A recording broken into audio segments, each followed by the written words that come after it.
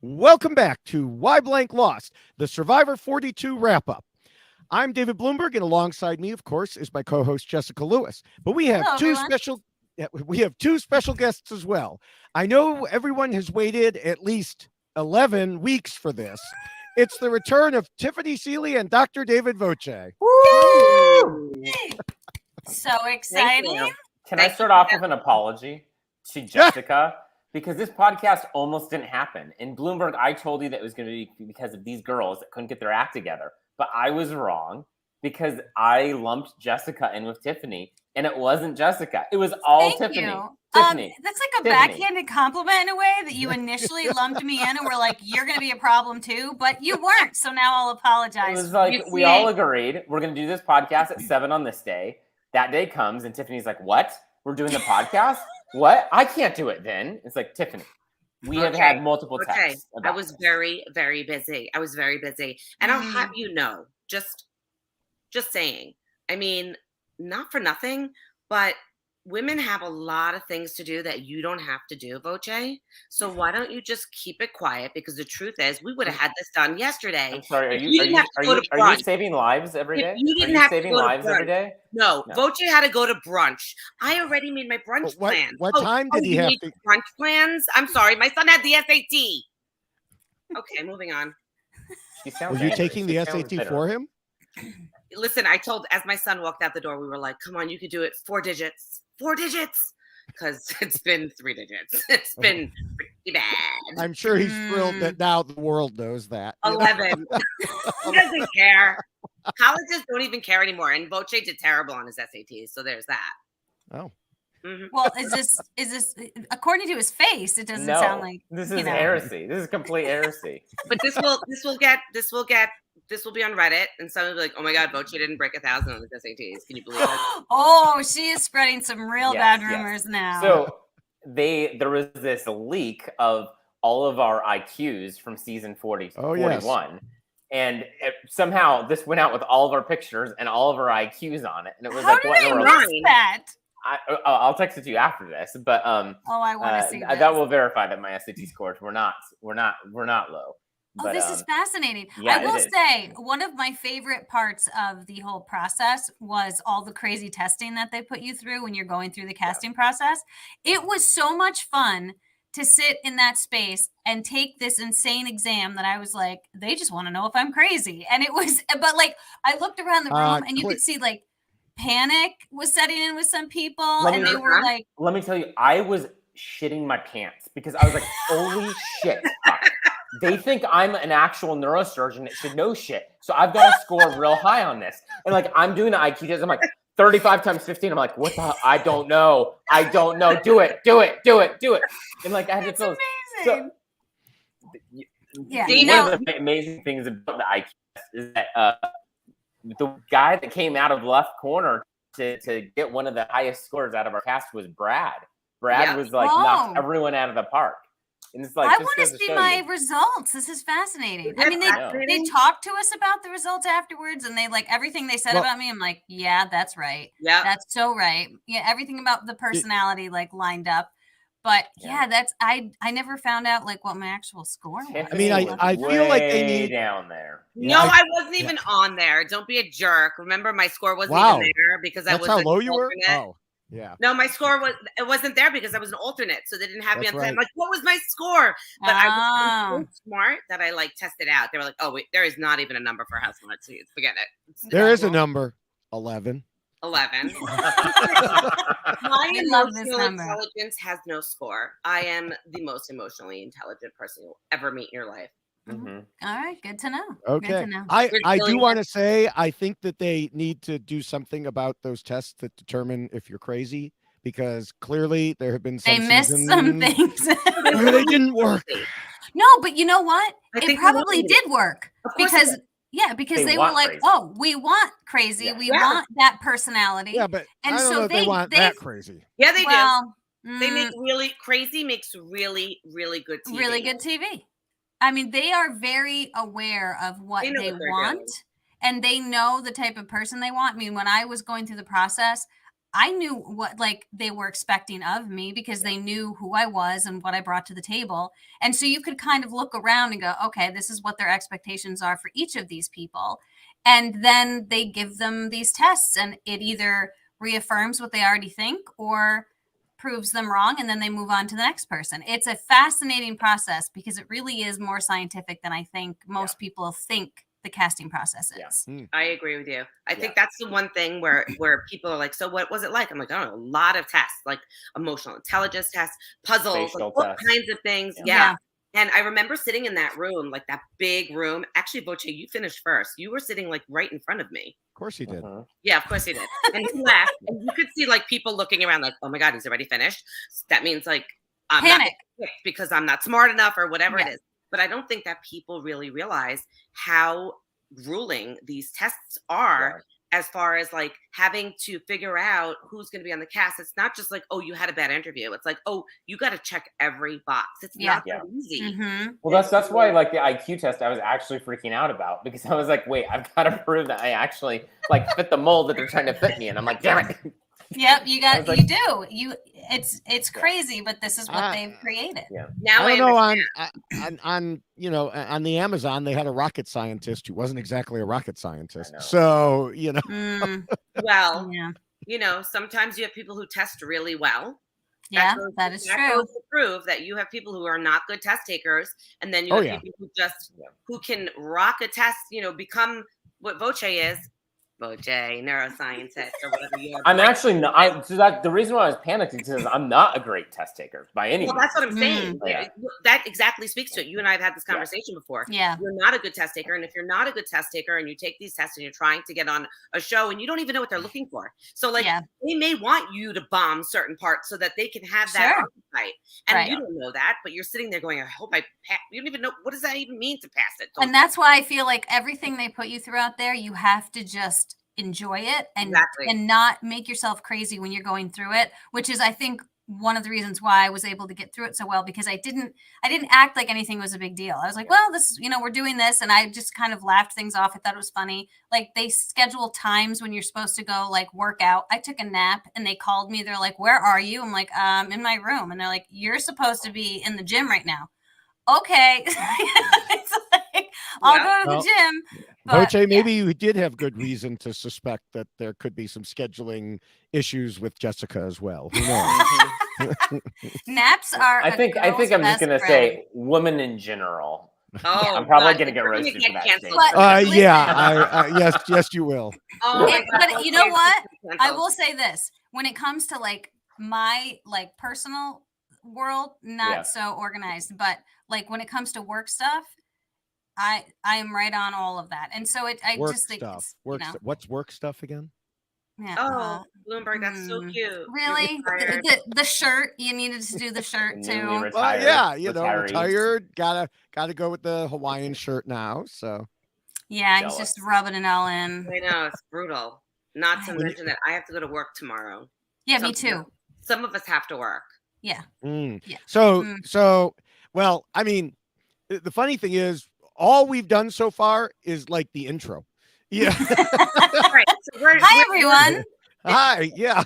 Hey, everyone. We forgot an old family reunion. Do we actually have an agenda? I don't. Do we? Well, we have an agenda. We do. But I do hope everyone is ready. I expect this podcast, as we've just seen, to go longer than Marianne's interview with Rob. Oh, that was okay. insane. So can we discuss that for a half a second? Because I think I needed either like Concerta or Adderall or Vyvanse or something to get through a 6-hour podcast. I got through like 20 minutes of it, and it was so daunting because it was so long. I was like, I can't. That is incredibly long. That is a freaking work day. Okay? That is a work. You know, that's a great point. I mean, listen on triple speed like me. I was done before lunch. Oh, that's a work day? No. I heard of a work day. It's not my work day. I can't talk for 6 straight hours. Well, come on. I could talk for 6 straight hours. Totally. Yeah. Okay. Yeah, we know. We know. I could. We're gonna find out. That is extreme. That's extreme. 6 hours. That's extreme. For sure. Well, I told my wife. I said, okay, I've got this podcast I have to listen to. It's like over 5.5 hours long, and she said, why is it so long? What is it? And I said, well, That's what it's she said. Rob. Yeah. Sorry. Uh, Voce. Why do we invite her back? I said it's like, Rob. Because block we her, love mute her. her. No, we don't. Yes, we do. Bloomberg, I'm sorry. Stop Wait, it. we can't see her name right now, but she's got a message for you. That's Voce. intentional. No, I don't want the message. I don't want anything to me. I love you, Voce. Go ahead, Bloomberg. You were saying you're right. I said, well, it's Rob interviewing Marianne, the winner of Survivor. And she said, oh, I would have thought it would be longer. Oh, well, interesting. She does talk, but at least she does make sense. It's not like she's not making sense. Oh, yeah. She's so incredibly impressive that you can go that long and she doesn't even lose her train of thought. Mm-hmm. And that brain, I mean. She did that out on the island too, though. I was always very impressed with her answers at Tribal Council, because even though they might have been long, there was always at least a point to them, and she knew what she wanted to say, and she knew how to just put it out into the universe in a way that made you go, well, that was interesting, and think about it and pause a little bit, which is why she did so phenomenal in her final Tribal Council. And I will say that, like, when you see these Tribal Councils, you think that everyone's just good at talking, but a lot of that is good editing. Because that is true. I mean, I didn't go to too many Tribal Councils, but I was amazed at when people are there and there's a pressure. You feel like you have to perform when Jeff is asking these questions, but then you're also nervous that you're going to divulge too much information, but you need to throw people off. But I was impressed at how well spoken people were and were able to put together. But then also I was impressed afterwards, being like, that did not sound that good. But then they go in and edit it to really make it look really good. But yeah, I agree. No, Marianne just has a way of talking that kind of really engages and lures people. Yeah. in. Some people just, I think, have a gift to perform. On my season, Dave was like, forget about it. He would walk into Tribal Council and just take it over. And it was so opposite from what we saw when we were actually at camp. He didn't have that kind of suaviness about him, and then he'd get in there and he would just own it, and it was incredible to see the switch. And I don't know why some people are able to do that and other people aren't, but she certainly did great. Well, I remember even just starting the game, standing on the barge, and that was we had been around each other for 29 days, with quarantine and pregame, and then Jeff goes and asks people these questions. On the actual show, it looks like it's 2 minutes, but he actually asked probably 15, 20 minutes worth of questions. And I remember Abraham was one of the first people to talk, Heather, and they just had these boisterous, eloquent speeches that they were giving. I was like, God damn, everyone has these really amazing voices. They're able to just talk. I think that just really speaks to their actual casting when they look for people and their ability to really engage and tell a story and be good at it. And you have people on all ends of that spectrum. But I think they really do a good job in terms of selecting that. And I think Marianne's a great example of that. Then you get to poor Zach, and Jeff says to him, what's it take to win? And Zach says, well, I guess we're going to find out. And Jeff's like, what does that mean? What does that mean? And Zach's like, poor Zach. I don't know. I know. Poor Zach. Well, it's interesting that he did that he called him out like that. Jeff called Zach out, because he doesn't usually do that kind of stuff. Oh, he did. He called me out on the island plenty. Well, I mean, Bloomberg, shocking. Bloomberg, let's just let it die. Let's let it die. Let's what? Let it die. 11? I don't know. No, anything that he called out about me, let's let it die. Okay. Let it stay on the beam where it belongs. Okay. Let it die. But Say something. So I rewatched the first couple episodes. My plan was to rewatch as many as possible. Then the Marianne interview. Oh, because someone's retired. Nice. I'm just tired. Me too. I'm tired all the time. I'm just freaking tired. On the show, the first person Jeff talks to, Marianne. The second person Jeff talks to, Mike. Nice signaling there, guys. How did we miss that? Fascinating. Yes. I wonder. You think that they did it on purpose? You think that that's on purpose? I don't know about that. Yes. I don't know. You do think so? I think they put in little Easter eggs. They used to do other Easter eggs. Like I remember on South Pacific, I think it was, when Jeff said, sole survivor or one survivor or something, it flashed to a picture of Sophie. Now, they do it differently all the time, so you can't figure it out. But do I think there are Easter eggs like this in there? Yes, absolutely. Interesting. I think there are, but I think also like now when you know who the winner is and you're watching it back, you're kind of like, there it is. That is true. Yes. Through it, you have no idea. Like now you can say, yeah, that was right there. How did we miss it? But you don't know to look for it because you know who the winner is. So there's that. You're right. So, they do it. One of the few times that Tiffany is right. Yes. Wait a minute. Am I right about something? Yes. Tiffany, you're right. Oh, my. Okay. I'm just going to be quiet now. Oh, amazing. She said. That's all you had to do this whole. All you had to do all this time, Voce. Excuse me while I go downstairs and tell my husband and children that I am right for the first time in my life. Incredible. I'll be back. Some of the listeners might appreciate it. Yeah, I know. It's interesting. I just want to say, I have enjoyed having you both on. I know David and I love it, but it was such a range of responses where some people were like, "This is the greatest thing ever. The four of you together is amazing," and other people were like DMing me like, "Don't ever do that again." Well, but that's exactly it. I mean, normally we compare the player. Let me just go into my spiel. Normally, we compare the players' games to rules for winning that I originally wrote way back after season 1 and have been updating ever since. But this week, we won't be doing that, obviously.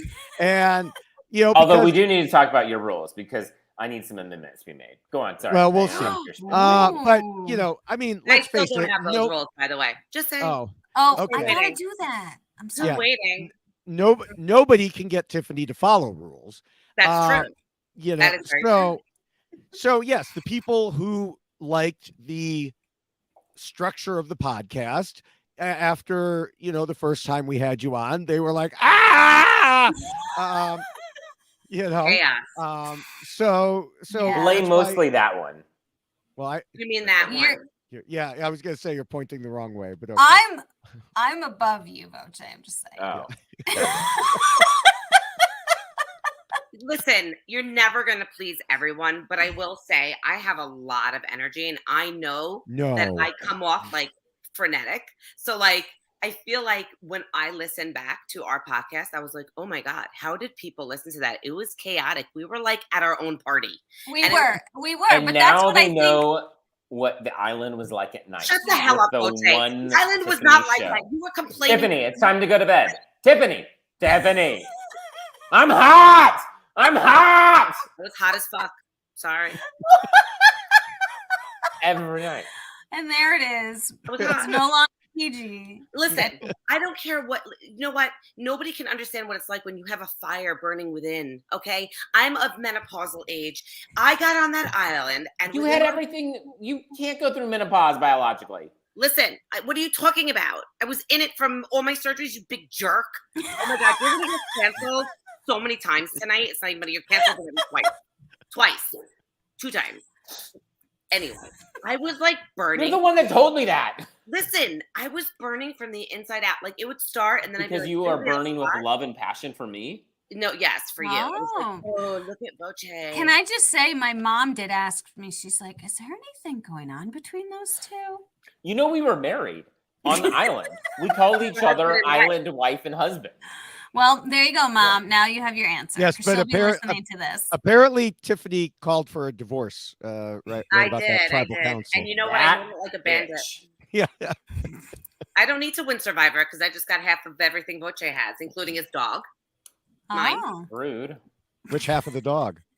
Well, I love number 2, so I'll take the back half. Okay. Oh my God. What? I'm just being okay. You know what? I'm just gonna sit here and be. Just got weird. No, you don't have to be quiet. But you're talking just got about weird. Yeah, I mean, taking half a dog. Listen, first off, bad idea. C is not going to see it, Tiffany. No. Half a dog. You don't see a Mia. You're like the one that doesn't get to be proven the parent because you're like, yeah, cut it in half. Yeah. That's fine. I'll take this half. You can have that half. Yeah. Yeah. And then everyone's like, you're not the mom. I had the best divorce ever because I was just like, just take everything and I'll stay here. You take everything and don't worry about it. And that was it. And we never fought. And the kids know no different. Every life is beautiful. I don't know. Did everyone understand that she just transitioned to her actual real life divorce? I don't know. It was like we were talking about island divorce, and then all of a sudden Tiffany's just bringing in her personal life of like, big shift. oh no, yeah, big shift right there. Well, I just wanted you all to know my real life. I want you to feel connected to me on a personal level. Aww, isn't that cute? Trust me, it's overrated. Yes. Unfortunately, I'm connected on a God. personal level, and I would give that up in a heartbeat. So, I will say too, the group text that we have, and then once it starts, I know when Tiffany is responding because it's like she can't respond in one message. It's just like, no. Hey, how are you? Annoying. And by the time I like try to play catch up, I'm like, I don't even know what's happening anymore. I give up. I'm like, I'm walking away because I can't. There's 10 messages for with one like sentence. 2 words per message, all from Tiffany. Listen, it's like Tiffany's having a conversation with herself. That's what I'm doing. I respond like I'm having a full-on conversation with you. I don't give you time to respond back, and then I keep going. So I write in thought. And my son has already told me, Mom, if you don't stop spam texting me, I'm really never going to answer you again. So I tried, but I can't. All of the OR nurses know who Tiffany is because they answer because your my phone vibrates. And so it just keeps going off. And the nurse is like, oh, no, it's just Tiffany. I'm like, don't worry about it. Like, no, it's Tiffany again. Don't worry about it. Keep going. Listen, I make myself known. That's all. I know I'm a spam texter. At least I know I'm a spam texter. I'm not denying it. First I know. Step is admitting your problem. That's right. The first step. I'm first going step. to be better. So I do want to say, yeah, well, true. I do want to say anyone who's made it the 22 minutes into this podcast already is probably wondering what the point is.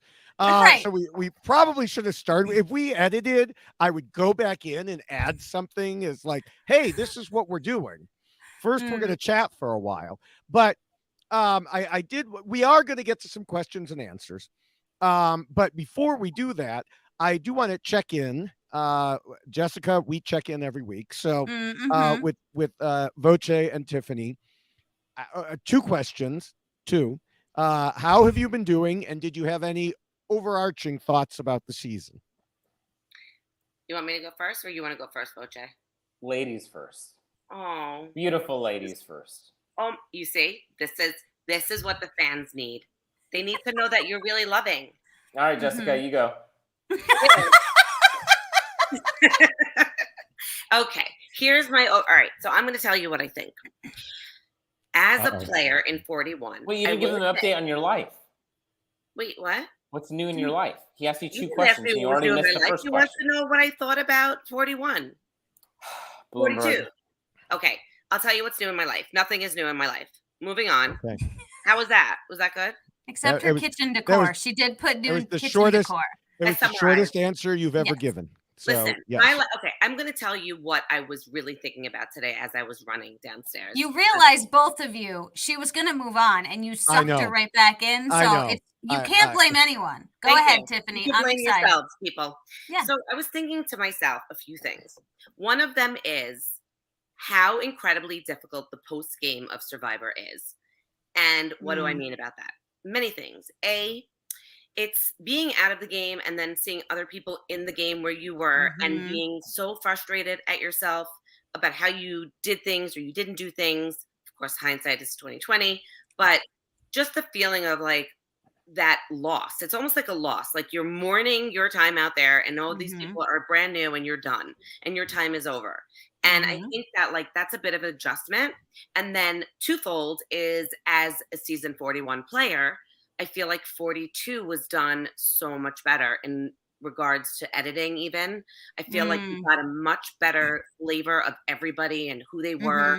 And you were invested in many people versus like in our season, you were sort of rooting for 2 people. And then it was like, it was weird. This one, I felt like really connected to almost every single player. And I don't know if it was the editors or if they got more comfortable with the new format, but it was a little bit of like why wasn't that our season? Yeah. Like Why didn't they give us a little more room to be ourselves? I feel like you saw so much more. And I think that speaks to just all of the new things that they had to introduce to everybody. And I feel like now people are going back and they're like, 41 wasn't that bad. Like, I actually like it now. Like, because now they understand what was going, listen, it wasn't great. Okay. I will say 1,000%, 42 is better, without a doubt, for many reasons. The cast, I mean, that's throwing shade at voting Voce out so early. Yep, that too. But listen, I loved our cast. Don't get me wrong. I think we had a great cast. I just think they bit off too more than they could chew with us.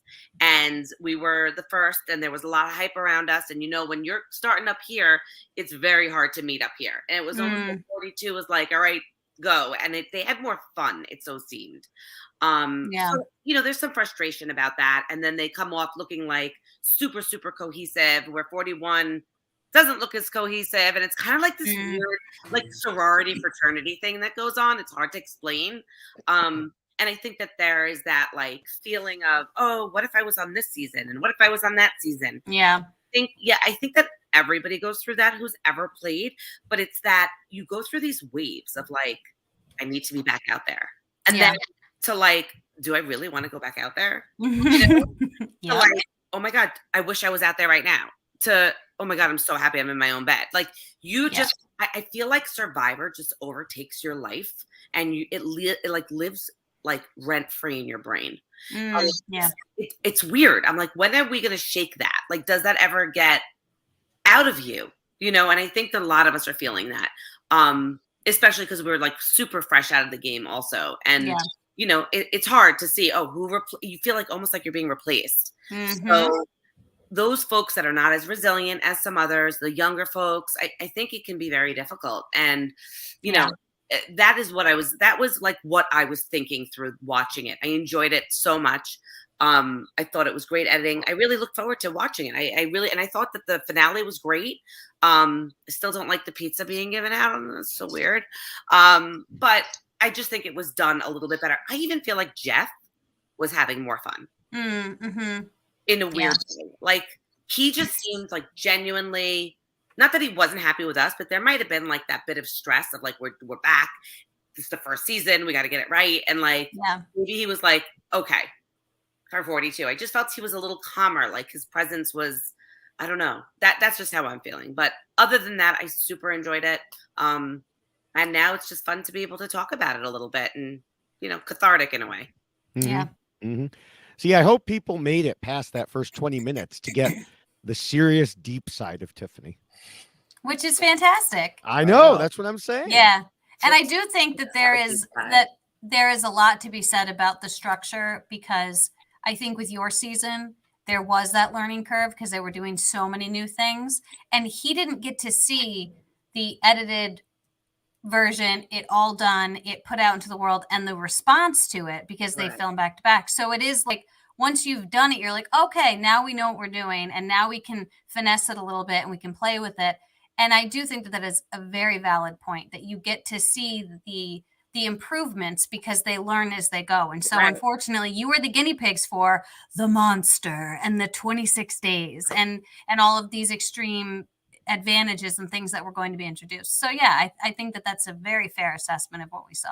Yeah. That being said, though, I would never, sometimes it makes me feel like I feel guilty saying anything like negative or anything like that, because I feel like I'm so lucky to have been out there. Sure. And I was so blessed to have been able to go out there, and that was like, it's a dream come true. It really is. But then you get like that selfish, like, well, if I, once you're out there, now it's all done and you don't have to worry, am I going to be out there again? And it's like, you forget, you're like a spoiled child. Like, and that is what it feels like. So I hate to even say anything, but it does feel like that to me. So I just want to be authentic about that. And see, here's the thing. You talk about what would have happened if you weren't out there or on a different season.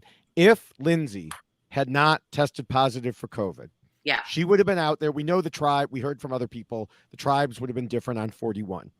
But you would have been on 42 because the person who Lindsay replaced, presumably, because someone else tested positive or something. Yeah. You would have been on the same tribe as Marianne. We would have been just shit show. I mean, just let everybody let that sink in. Tiffany and Marianne on the same tribe. Mm-hmm. No one would have slept ever. Wait, Ever. No, you know what's funny though? Here's what's really funny about me. I talk a lot. I'm happy all the time. I make everybody laugh. That's kind of my thing. But when there's somebody else that matches my energy, I tend to shut down a little bit.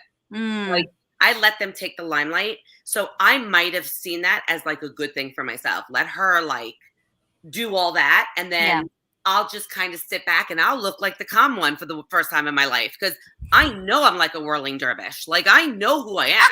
A whirling what? Don't think I don't know that I come off like what is a dervish? Dervish. A whirling dervish. Whirling dervish. I don't know what that is. Just kids these days. You don't have to know everything, you know. Oh, is this an adult old people thing? Oh, whatever. Voce. How many of the listeners know what dervish Okay, is? now I'm canceling Voce. Okay, I'm like a tornado. Is that better for you, you big fat baby? Yes, it is. I know what a tornado is, and Okay, it good. resembles you. So I'm like a tornado. I know that I come in strong, and I know that it is not for everybody, but you know, it's for most people. Just kidding. Just kidding. But I do know that if her and I were on the same tribe, like but here's the thing, I don't know that they would have put us on the same tribe. They might have switched everything around knowing that we are both very like energetic. Yeah, they might have. No? Possible. I don't know. I feel like it would have just been a swap, you know, you for Lindsay.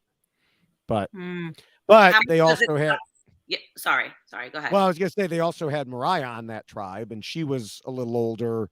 I mean, you would have been in a similar. You don't want the two old ladies together. Listen to him giggle. Oh my goodness. Voce loves a good old lady joke. It's like it's really brutal. How much does this suck though? Think about this. I want you to chew on this for a minute.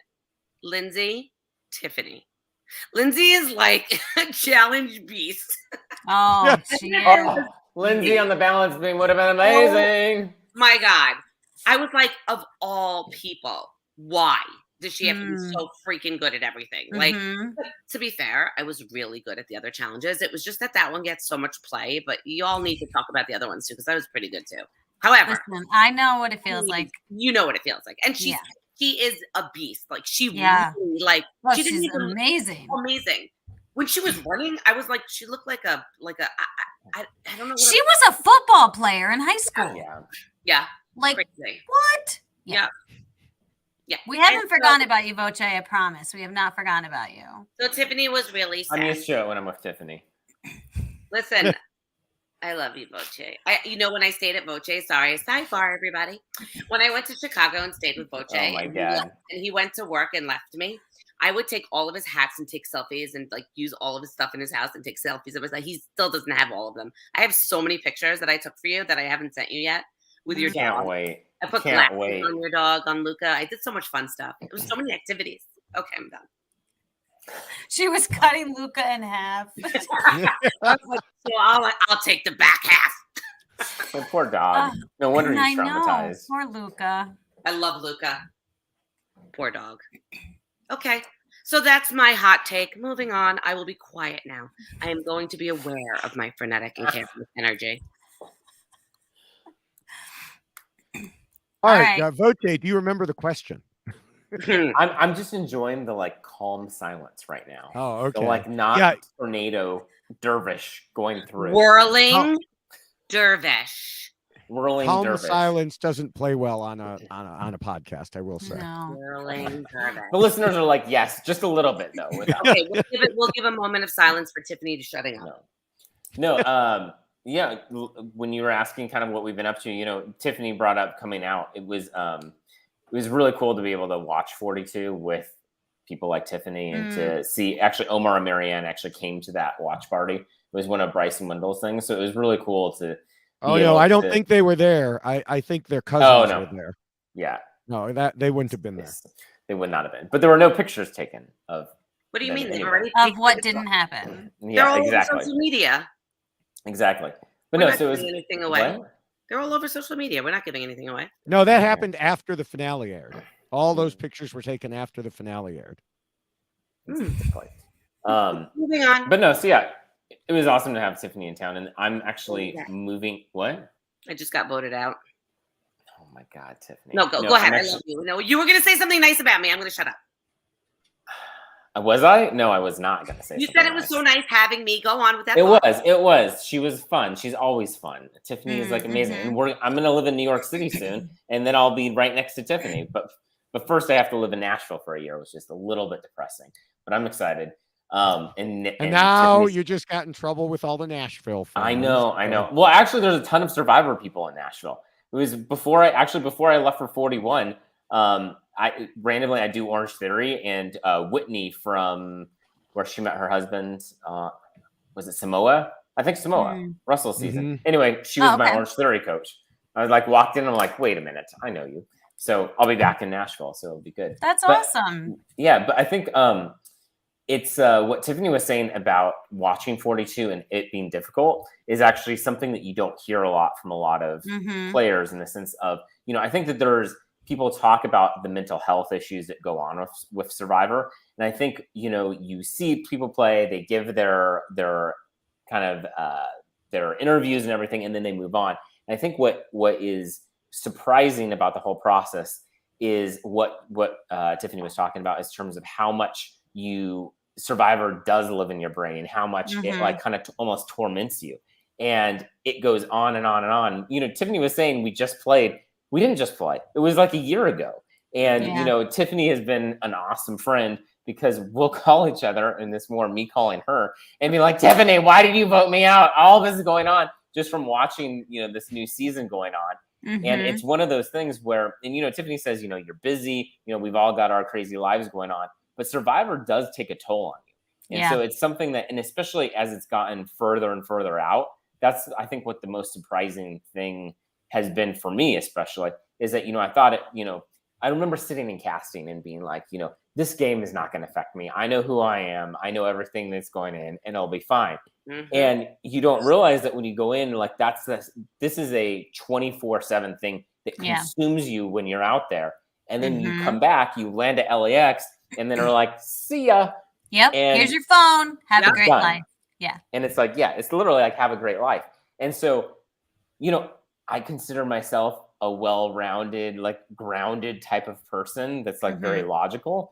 And I would say like the aftermath of Survivor has not been logical. And, Tiffany has been a front row seat to the shit show that was my mind after this. And so this is just a long way of saying, like, for people that are, it's an amazing game, and it's this amazing experience that goes on there. But I mean, people really struggle after this game. Oh, and, for sure. Tiffany said, the younger people, and I think that that's definitely true in terms of when you're older, you have life experience and stuff to kind of fall back on. So watching 42 it kind of, like, I would say, reopened old wounds in terms of the, and I think everyone from 41 kind of was dealing with it kind of in a different way, watching, this new season. I actually I crammed the season this past week because I was behind like 6 or 7 episodes. I knew everything that had happened on it, but it's kind of because it's that, I know, shocking. I was spoiled. Whoops. Also, for everyone out there, if there's Survivor players from my season and prior seasons that are like, oh, I don't know what happens and all this stuff, very few people are not spoiled. David and Jessica are not spoiled, but very few Survivor players are not spoiled. Let me just say that.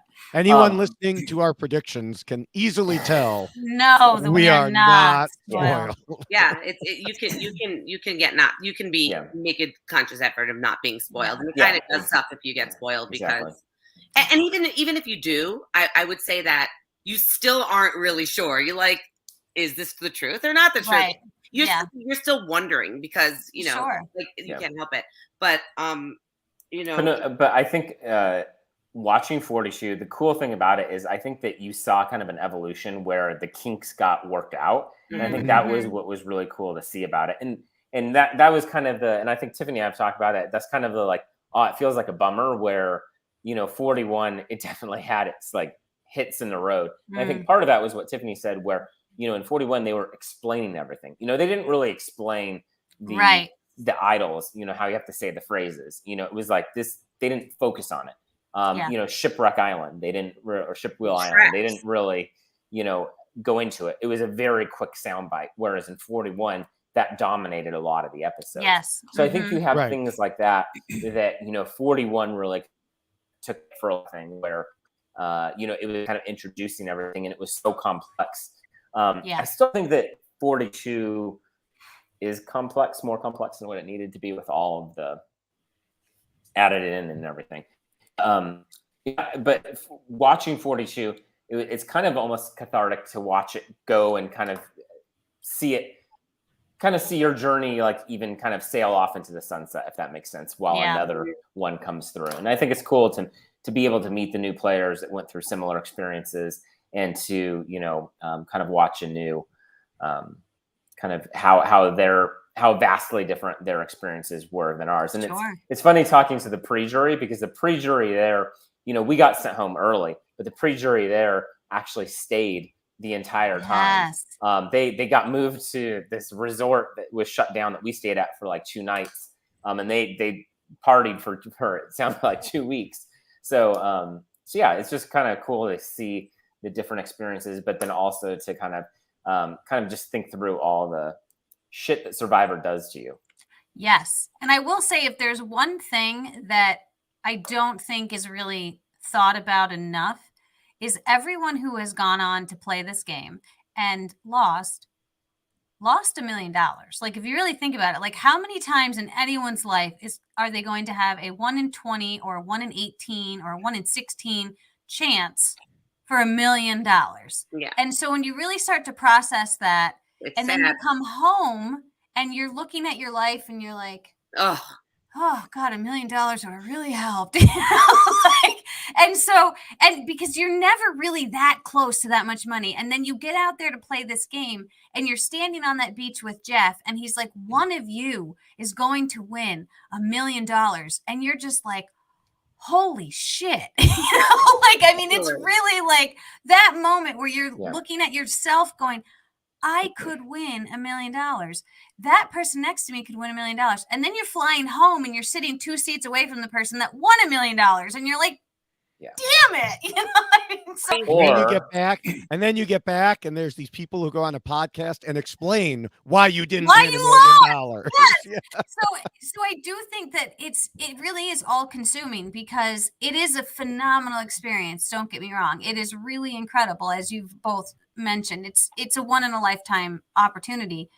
But then there's all of this extra that comes with it that people really don't spend that much time thinking about, the after effects. And I have said, and I've said it multiple times on the podcast, if you are going to do this, you need to have a very strong sense of yourself and who you are before you go out there, because that's the person you have to come home with. And that's who you have to be for the rest of your life. Survivor will be a part of you, but it's not going to be all of you. And only one person wins. So you can't necessarily be the representation of your season, but you will be what people think of you when they saw you on the season. So you have to be very, very strong about who you are and be able to deal with all of that extra that they really don't prepare you for when you go out there. Yeah. And I think what you said is about coming home is that you go out there and they love you. Yes. You know, it's like the cameras are on you. The confessionals, when you give confessionals out there, they're acting like they're your best buddy. You're a star. Yeah. You are. I mean, they're laughing. They love it. And then the second that the game's over or you're voted out, you walk down, you give that last confessional, boom, gone, done, nothing. You're, you're knowing old news and whatever. And that kind of, and it's like, sorry, you lost $1 million. See ya. Yeah. You know, that type of thing. It plays over in your mind. And like I said, we're all busy people that are doing things and that have it. But it's amazing how much that plays out in your in life. And I think that's a big reason why, I love that. I'm going to say it. I love that Tiffany's one of my best friends. And I love that Sarah Wilson's one of my best friends. But, I understand why it's like, why everyone is not super close after an experience like this, because there are going to be different feelings between different people from the season, from different seasons and everything. And, when people see, different people who are close or not close, like there's a lot of emotion that goes through this. And that's, I think, through all juries. And people will talk about bitter juries. And I don't think that it's just relating to like a bitter jury. I think it's like people have real relationships that developed as, and before I went out there, I was like, sure, it's 26 days. You have relationships before, whatever. That's not what's important. But these are real relationships that you made with someone.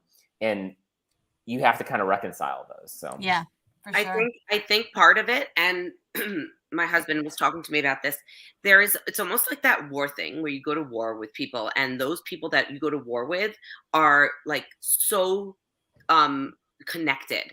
And I think that is not that Survivor is war, but it is where you're really experiencing what some might say is some sort of trauma, because it is. There is trauma involved, and you're out there together and you're in the trenches together. And it's kind of like you come home and nobody understands what you're talking about. And that can be so frustrating because you don't necessarily want to explain it to people that don't know, because it's so much to explain that you look to the people that just were in it with you to hash it out because they totally get it.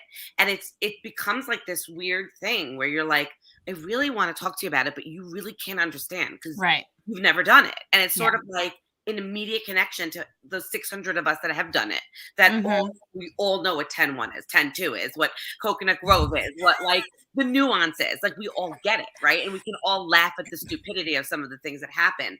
And it's kind of like you really develop a little bit of yourself it's a new part of you that you now have to figure out how to go forward. And some folks are having a very hard time with it. Some are just like, whatever, it's over. I never have to think about it again and it's done.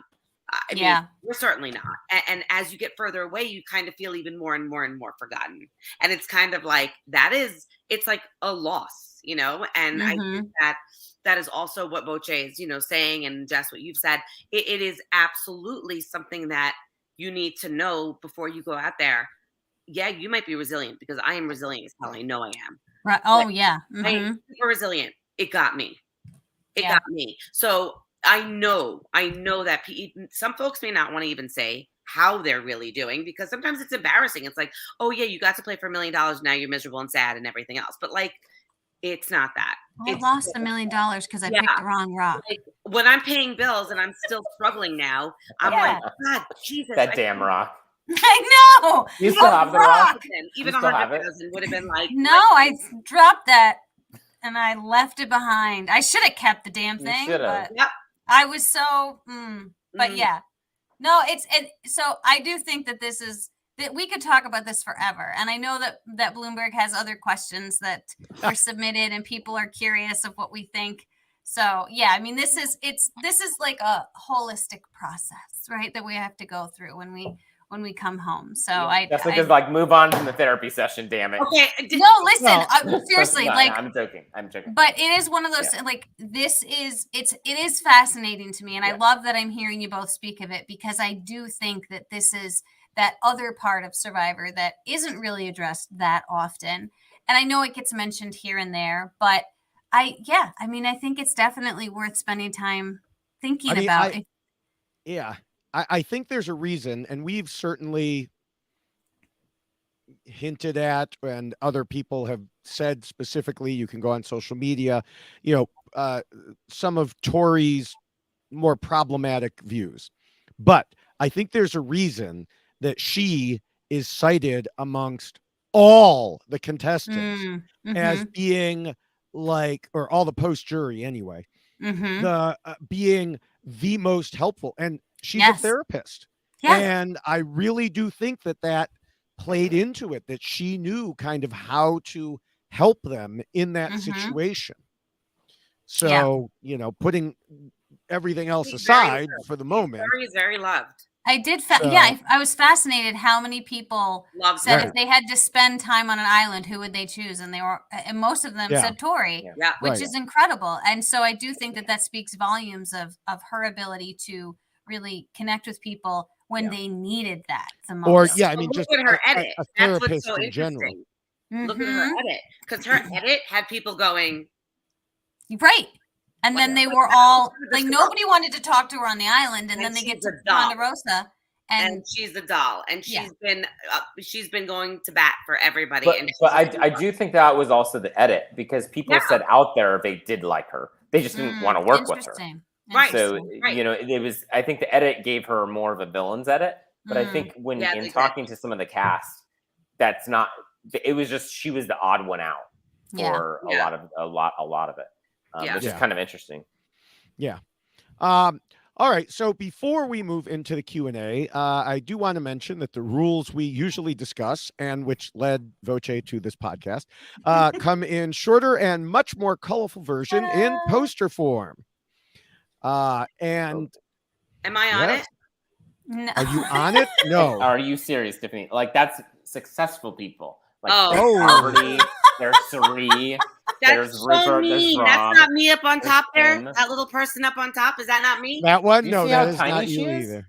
Shut up, you jerk. She has big boobs. Oh my God, here we go. Boob All talk. right, so we were too serious, so now we have to bring it to the next level. That's right. That's right. Anyone can get this. You can go to robhasawebsite.com/yxlostfeed and scroll down to the poster right there and click on it. In addition to the poster, of course, you can get it on a T-shirt. You can get it. You can get a checklist on a T-shirt. You can get it as a mug. You can sweatshirt. You name it, you've got it. And you know, go there, shop, and click around. Buy it, wear it, hang it in your room. Love it. That's right. That's right. Now, wait.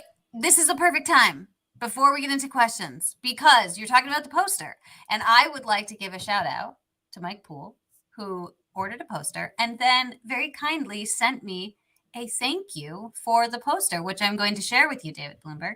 So Are you ready for this? I don't know if I'm ready for this. We'll find out. Look at this.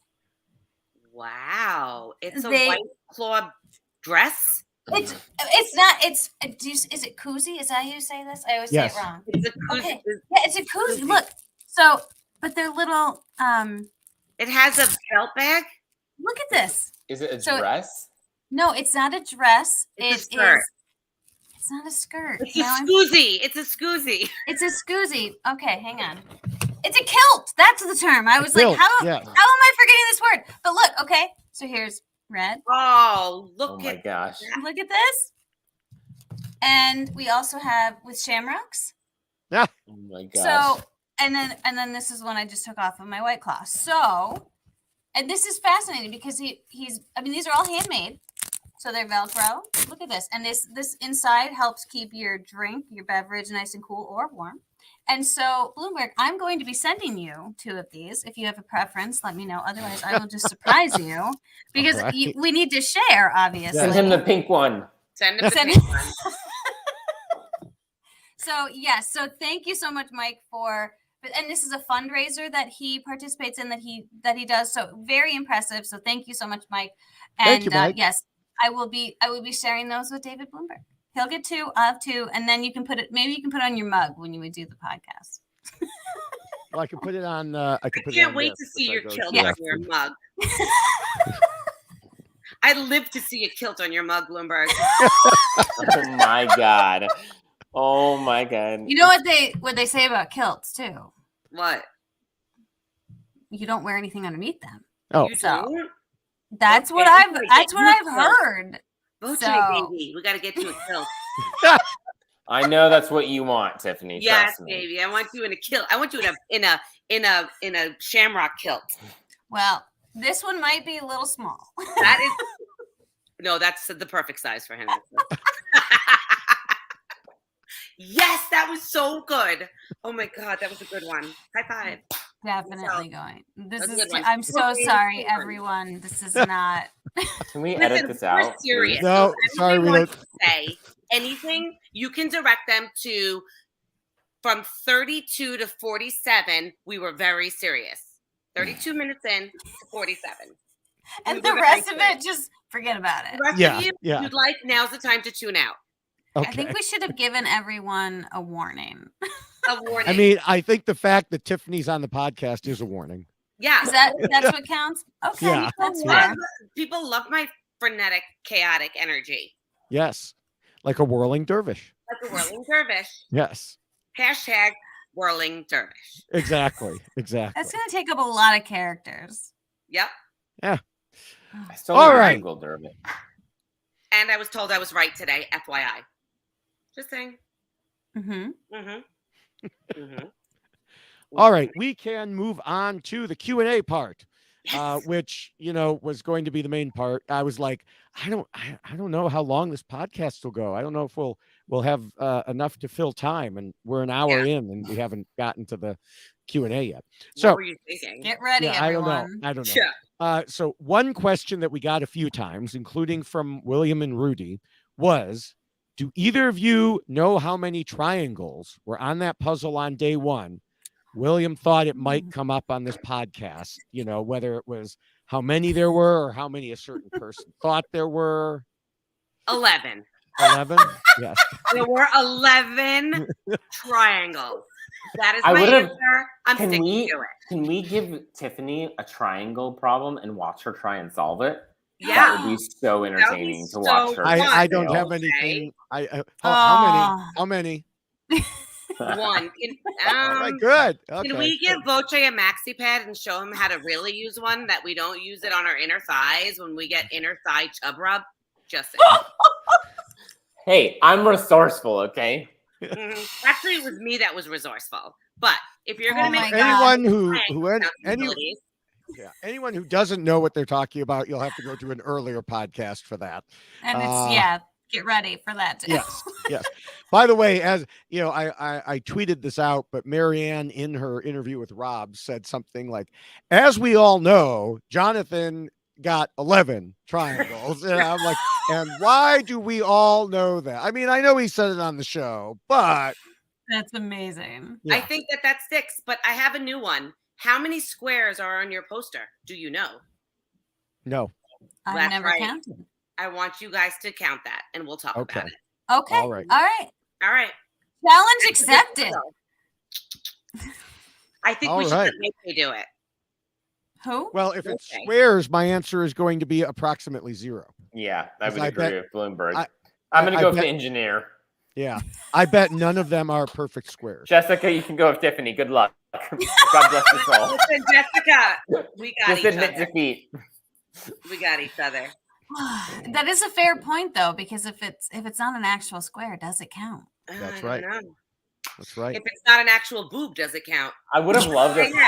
If I had my way and we had done the triangles, they would have edited Tiffany like Jonathan.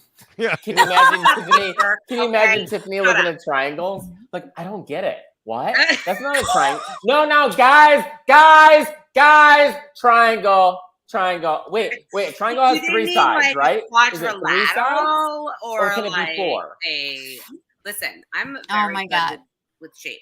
You got to be careful for those 4-sided triangles. Listen, those 4-sided triangles are a bitch. Yeah, I'll mess you up. Listen, I am great with cylindrical things. That's all. Do you know what? Jessica, don't raise your eyebrows like that. Do you know what? Do you know what a right angle triangle is? The opposite of a left angle triangle. Why are we asking that question? I'm just wondering. I'm just curious. We needed to change the topic. Yeah. It was going down a very bad path. I was very happy with the way it was going. Oh my gosh, this is getting very not PG. Okay, keep it moving before I get canceled. Okay, so before you get canceled, we're all gonna get canceled. Yeah. But this is really, like, to be fair, the show's not on right now, so like, you can't get canceled. No, canceled is from the public, not the show, Tiffany. I know. It's from the people listening. I know. No, you don't know. You were trying to make a point that made no sense, as usual. We're fun and cool. Go ahead, Bloomberg. Okay. So Jason, who used to be a coworker of mine, I mean, he still works there, but I don't. Again. Really? Yep. Mm-hmm. You've retired. We all know. Thank you. Present drink, Jess. Right? Totally. Good thing I have a White Claw. I can move on to that. So he wants to know, Voce, how would Tiffany have done on Survivor 42? Oh. Take that evil laugh. Jerk. No, I actually. Here we go. Ooh, there's the pause. Tiffany's so social. She will make it to the merge more often than not. Yes. Because she's social. There you go. Yeah. Her social game is on point. Excellent. Yeah. This is why I love Voce. Because, Voce, I'm really proud of you. I just want to shout out to you today. Can you shut up? That you gave me more than 2 compliments. And oh, my goodness. Stop. You're going to get a present in the mail from me. No. Oh, God. I don't want a present. I want nothing from you, Tiffany. I left you a really nice present last time I was at your house. I'm sure you did. I did. Selfies of herself and all of your things. But the thing is like, I think, though, the interesting thing is that if she's with like Roxroy is going to boot her ass immediately. Because, that's fair. Yeah, because there's no way. Because here's the thing. Here's the interesting thing. Roxroy's attitude was very similar to Abraham's. But Rox was never up for like elimination. At least what we heard of in the pre-merge. Well, but he was also the strongest person there, whereas Abraham, you guys had Xander and you. But in a way, Abraham seemed outwardly he looked strong, and I think Drea even said like Rox like tired out. There was that whole montage where Rox was just like beat afterwards, and I think it was Drea that was saying like he can't like he gets so tired and so gassed. So I do think that like it's no matter when and that goes back to what we were talking about, like, oh, I want to be on this season or whatever. You have no idea because that's what makes Survivor so awesome, because it's the interpersonal relationship. Yes.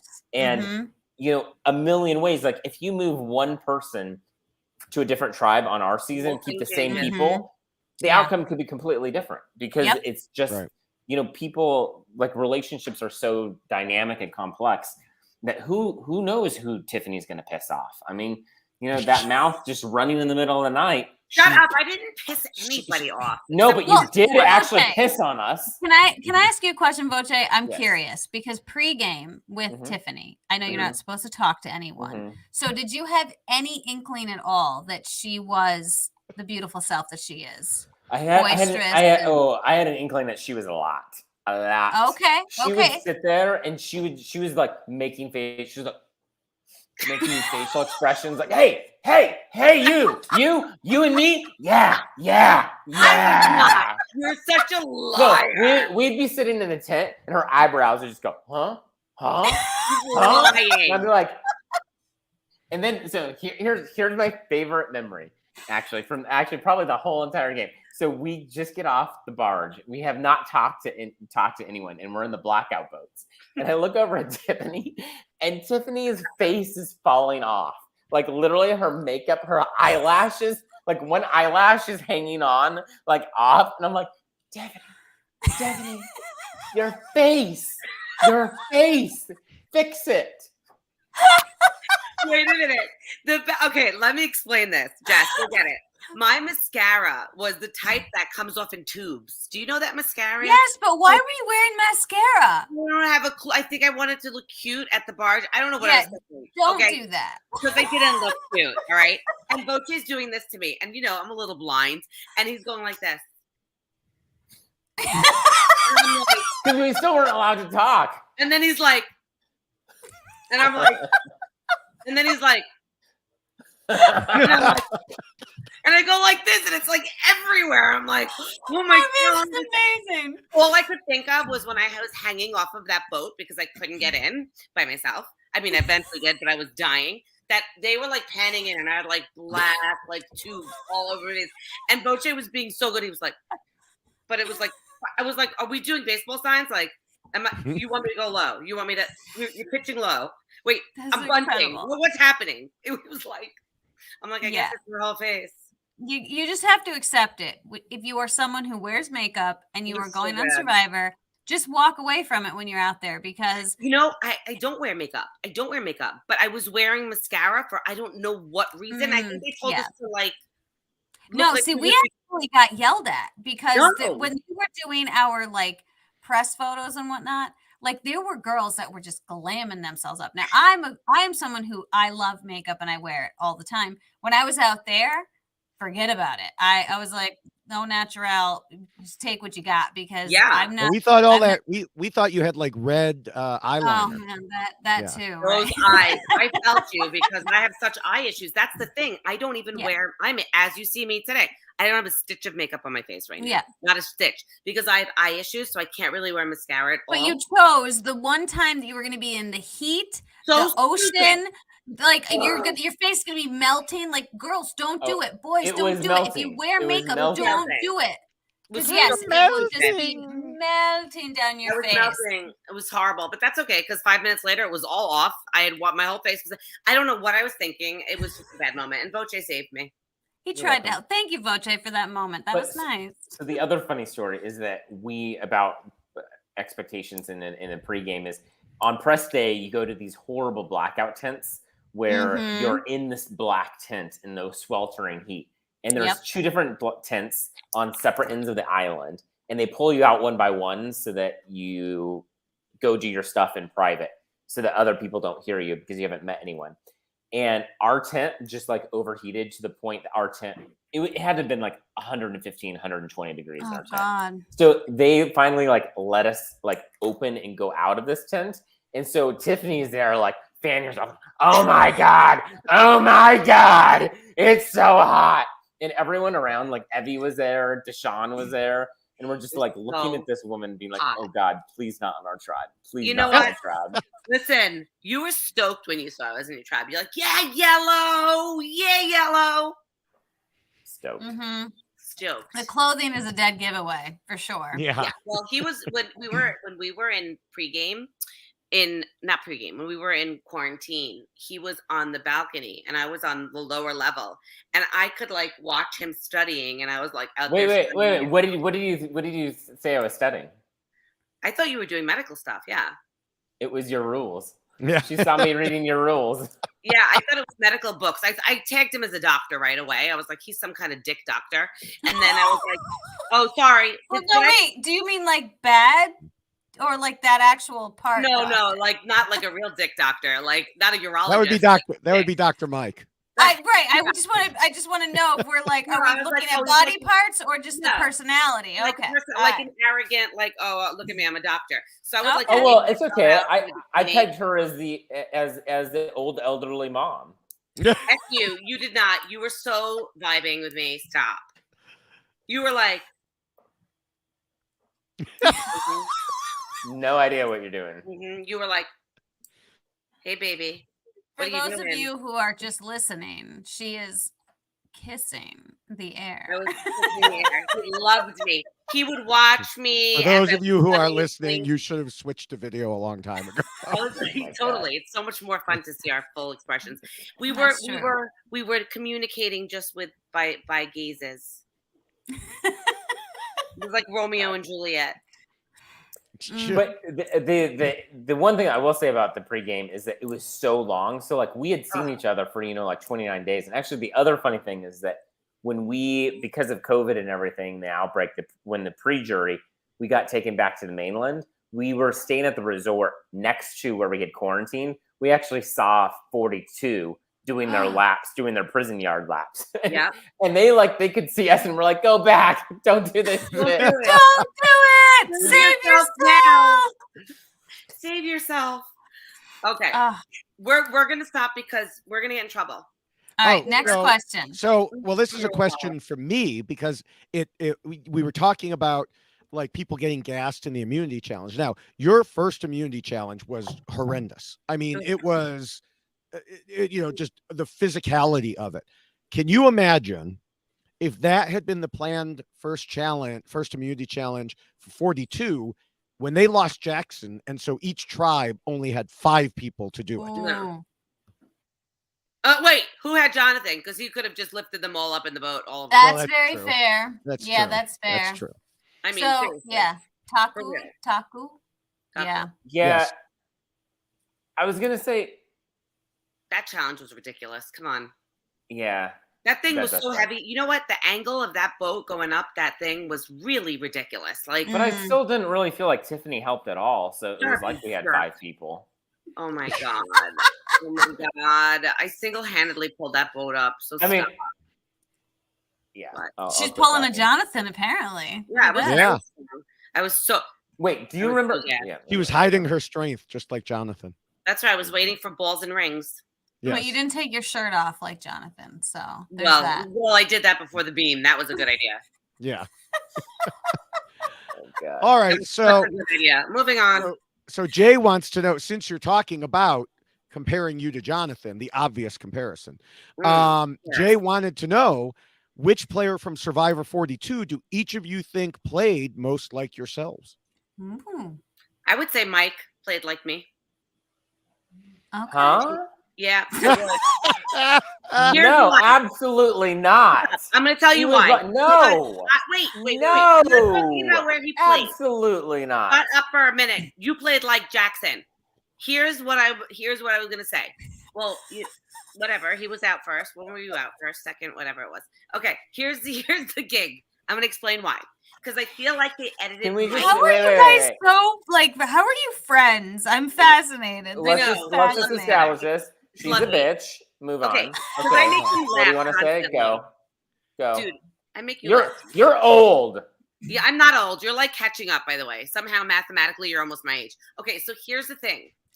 And she's teaching our kids. Listen, here's what I want to say. This is the reason I say it. Because I feel like Mike was given an edit where he didn't really know what was going on. And they did that to me. And I feel like we were not super fans, like knowing everything ins and outs. I think Mike and I were very similar in that way. As far as playing, he definitely did better, obviously, duh.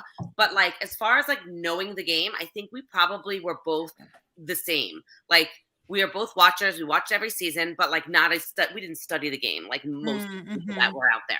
Studied the game, played versions of the game online. Like, I never did any of that. I didn't even know who Bloomberg was. Okay, that's sad. I didn't know who Rob says. I didn't know RHAP. I have to admit, Tiffany, I didn't know who he was either. Yes, we're twins. When I went out there, I was not studying his rules. I was introduced to his intelligence and his rules after I had played. And then I was like, damn it. I missed out. If I would have known all of these people and all of these things existed in these podcasts, I would have done that. I would have studied. I had no idea it was even I didn't know people do this stuff. Like, they listen to this whole like underbelly of Survivor. Totally. Like, who sits overbelly. I do now. I do now. Me too. Okay. Yeah, I do now. And now I'm like, wow. Now, like, I guess I wasn't a super fan. Like, I wasn't like, and I think Mike was like that as well. And I've had conversations with him. We were very much the same like that. As far as like playing like me, I guess, I don't know, like me and Chanel were like kind of in the same spot. So like maybe he was pretty liked, pretty like social. And I just think, kind of got the raw end of the stick at some point. Yeah. But it's hard because, how do you do that based on where you placed, or do you do it based on what your knowledge of the game is? You're social. Mike was very social. I was super social. That's why I think that there's that there. And we're both a little abrasive. He's more abrasive, but I was also a little rough around the edges, I would say. Interesting. I'm done. Moving on. Voce? I don't really have a good one because I mean, I guess I would say that I guess a little bit of Jenny, because of the way she went out and the way that I went out, was like kind of random. I mean, hers was way more random than mine in terms of she was against the wall. But in terms of feeling like it was a little bit of like one of those arbitrary things where it changed so last minute. Yeah. And also because the logistics of the game was what I feel really got me. Yeah. And so, yeah. But I think some of Omar. I mean, obviously, yeah. I was gonna say he obviously did really well, so I don't want to say him. Omar, but like, I see a little bit of Omar, like his confessionals and stuff. I would agree with that for you. Yeah. But he Omar definitely listened to the podcasts and everything, because he had mentioned that the reason Lydia got booted was because of an RHAP podcast. Really? Yeah, that he was talking about one from, I think Shannon and Dr. Amanda did. and that there was something he was listening to there that sparked an idea. Huh. So that's crazy. Yeah. Smart guy. I wonder how I would play now. Better. Well, here's the problem. Well, you would hope better, but there is something to be said about being an unknown when you go out and play the game. Of course. Yeah. Because then people don't know what to expect. They don't know how you are going to be. Mm-hmm. I was lying about what I did for a living. I can't do that now, clearly. Right. So now you've been exposed to the world and they know everything about you. And so here you are to go play this game. And some people kill it the first time they play, but you can't do that the second time because everyone can see it coming. And it depends. Some people kill it the second time they go out and play. So it's it's an interesting thing to watch someone go out and try to play the game the same way they did and go out and play differently because they've learned. Yeah. Mm-hmm. The other thing that I'll say is that being on this side of it, the water is so polluted. Like, Tiffany is horrible. So you're not going to work with her. You know what I mean?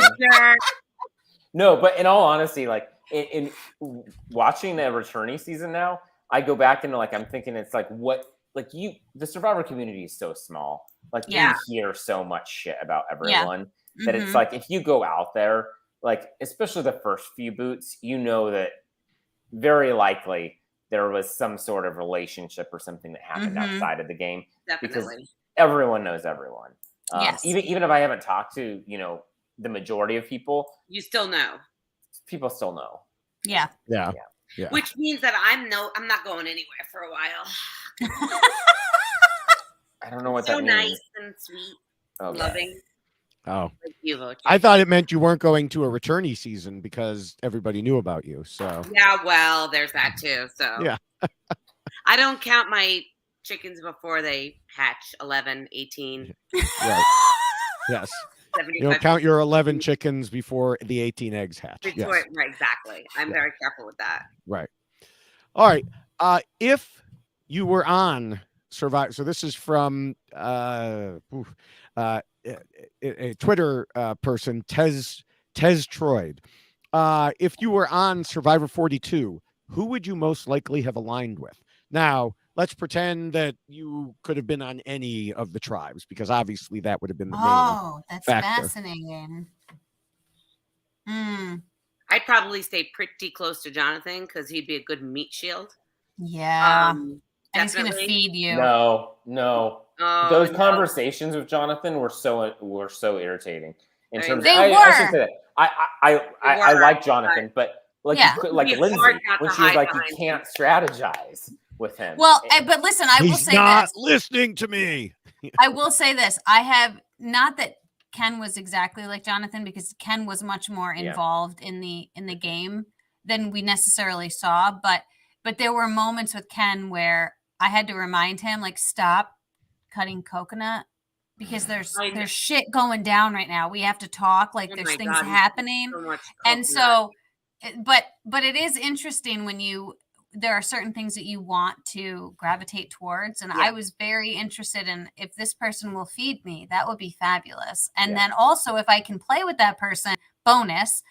So I do think that would be an interesting dynamic as well. I can appreciate being fed. And I think I could see myself being like, oh, the women are annoyed with Jonathan. I'm going to be the one that's not annoyed with him and be like, that would be something I would do. I'd be like, no, he's awesome. The problem is, considering so annoying, considering how annoyed he got at Marianne and a bit at Lindsay, I think he probably would have gotten pretty annoyed. Okay.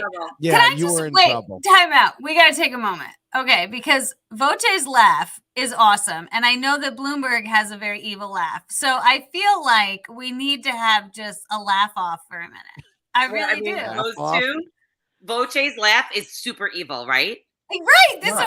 It's normal. No, it's not. It's so good. It's so good. I don't know. And then Bloomberg, they're just jealous. They're just jealous that we have skills that they don't have. We want to. Can you guys do it together? Do your evil laughs together. Come on. On demand. It's so hard to be laughing on demand, isn't it? You want me to make like that's a lot of pressure, Jessica. All right. Okay. Well, then you know what? Fine. They don't know pressure. Oh my goodness. Why? For those listeners not watching, she pointed to her boobs. Yeah. I do not know why she's pointing. They don't know boobs. what pressure feels like. Pressure is having a watermelon in your belly waiting to come out. Okay, that's fair. That's fair. Yeah, that watermelon is now a full-grown human who's going through my belly. I have 2 of those upstairs. Rapidly. So I'll just say. All right, so I would say Jonathan's a good meat show. I said I would think that I'd probably gravitate towards the New Jersey, New York crew. So I'd probably be Mike, Mike. I could see myself really liking Jenny a lot. Yeah, that would be my call. Yeah, I'd be on Lindsay, Jenny. I would, Jenny definitely, because she seems just very logical and like straight shooter. I would actually have Romeo, because I like Romeo is he's like, he needs someone. Yeah. Like pick someone up. You know what I mean? Like people that are in those situations are good numbers to have. You know, and then also I think someone like Rox, you know, if you can get on his side, he's going to be a straight shooter. Yeah. But he's also, you know, he was also a quick target, kind of like the Abraham target, I think. Like, so how long is that going to last, kind of thing? Yeah. Yeah. It is hard when you're assessing people who you're playing the game with. You also have to be mindful of how other people are seeing them and how they're feeling about them. And so someone like Rox, I would have loved to have worked with, because very like survivalist and wants to like build and make everyone like there's something to be said about someone who wants to provide. I do really appreciate that too. But then if you're also just frustrating people, that's when you have to try to figure out, okay, do I cut ties with this person because they're clearly right, because you're then being dragged down. So it's a hard thing to do, because you go out there with the greatest intentions. You're like, I'm going to work with that guy. I'm going to work with everybody, and everybody's going to love me. Actually, can I ask a question? So we all talk, or like a lot of the podcasts talk about the preseason like impressions, like Katarina from 835, and like how much pregame actually matters. I'm going to throw this out there, this hot take, and say, unless you're a complete freak show, it doesn't matter. Because when you get out there, what? I'm going to agree with you. Yeah, because when you get out there and you start like having these conversations, it's out the window. It's like, okay, this is game mode, go. So unless someone has done something that has really offended you or something, or that's like, well, I will say, two standard deviations outside of normal, I don't think it really matters. Yeah. I will say you can pick up little nuances of people and see like little like things about them that you're like, oh, they're like this, they're like that. But once you're out there, like Voce said, it's kind of like gone, goodbye. You're in game mode, and you're with your people, and it's like those people don't matter anymore. Yeah, and I think we saw that with Tori. We talked about Tori earlier. She in her pregame was like, I'm doing this. I'm wearing blue because that's a color that makes people calm. Well, was that the reason, or was it because you were the blue tribe? But okay. You know, I've got my hair up in a bun and I'm wearing loose clothing so they don't see them. She's wearing glasses. I'm wearing glasses. And oh my God. And she has paint clothes. Yeah. Anyway. So yeah. If anyone can get that reference, I love you, because that's one of the funniest movies ever. You explained it on one of the podcasts, so they better. I did. That's a they better get it. Yes. And so yeah, she went through all this for the pregame, and she was still almost voted out first. Yeah. You know, she really saved herself. I mean, yeah.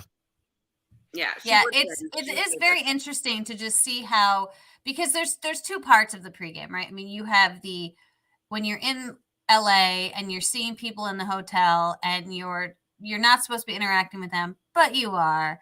And then there's when you actually get out into the island or onto the island and you are now surrounded and you still can't talk. So you're kind of putting together, who did I see in LA? Who do I see now? And making determinations about them. And 100%, a lot of the assumptions that you make or the judgments that you make are wrong. And then we had the masks on. So there was that. Oh, you had masks too? Not during quarantine, not during pregame. Oh, who was it? During quarantine, we had masks. So when we flew out, I didn't even do that to her. She's just gone. Thank God. No, but he's gone. For the masks, I'm not sure what happened there, but we lost Tiffany. If I had to guess, she probably didn't plug in her computer. That would be my guess. Is she completely gone? Oh, good Lord. Tiffany. Yeah, I don't know exactly what's going on. Can she come back? Is that the question? Yeah, she can come back. Well, we'll see. We'll see. We'll see what happens. So in the meantime, we're just gonna keep right on going. It looks like Voce's texting her. So, but oh, there she is. See, when I she's back. What? That was amazing. The look on her face, because she was clearly responding to your text message. That was amazing. Oh, we can't hear you. You're muted. Muted. Texter muted. Well, not muted. It's just not working. Yeah. So. Oh yeah, she's still right. now. So frozen. We're gonna keep going here. So, I don't remember what we were talking about, but masks on. Masks. We are masked in LA. We are masked. Because someone said they thought that. Who was it? It was on Twitter.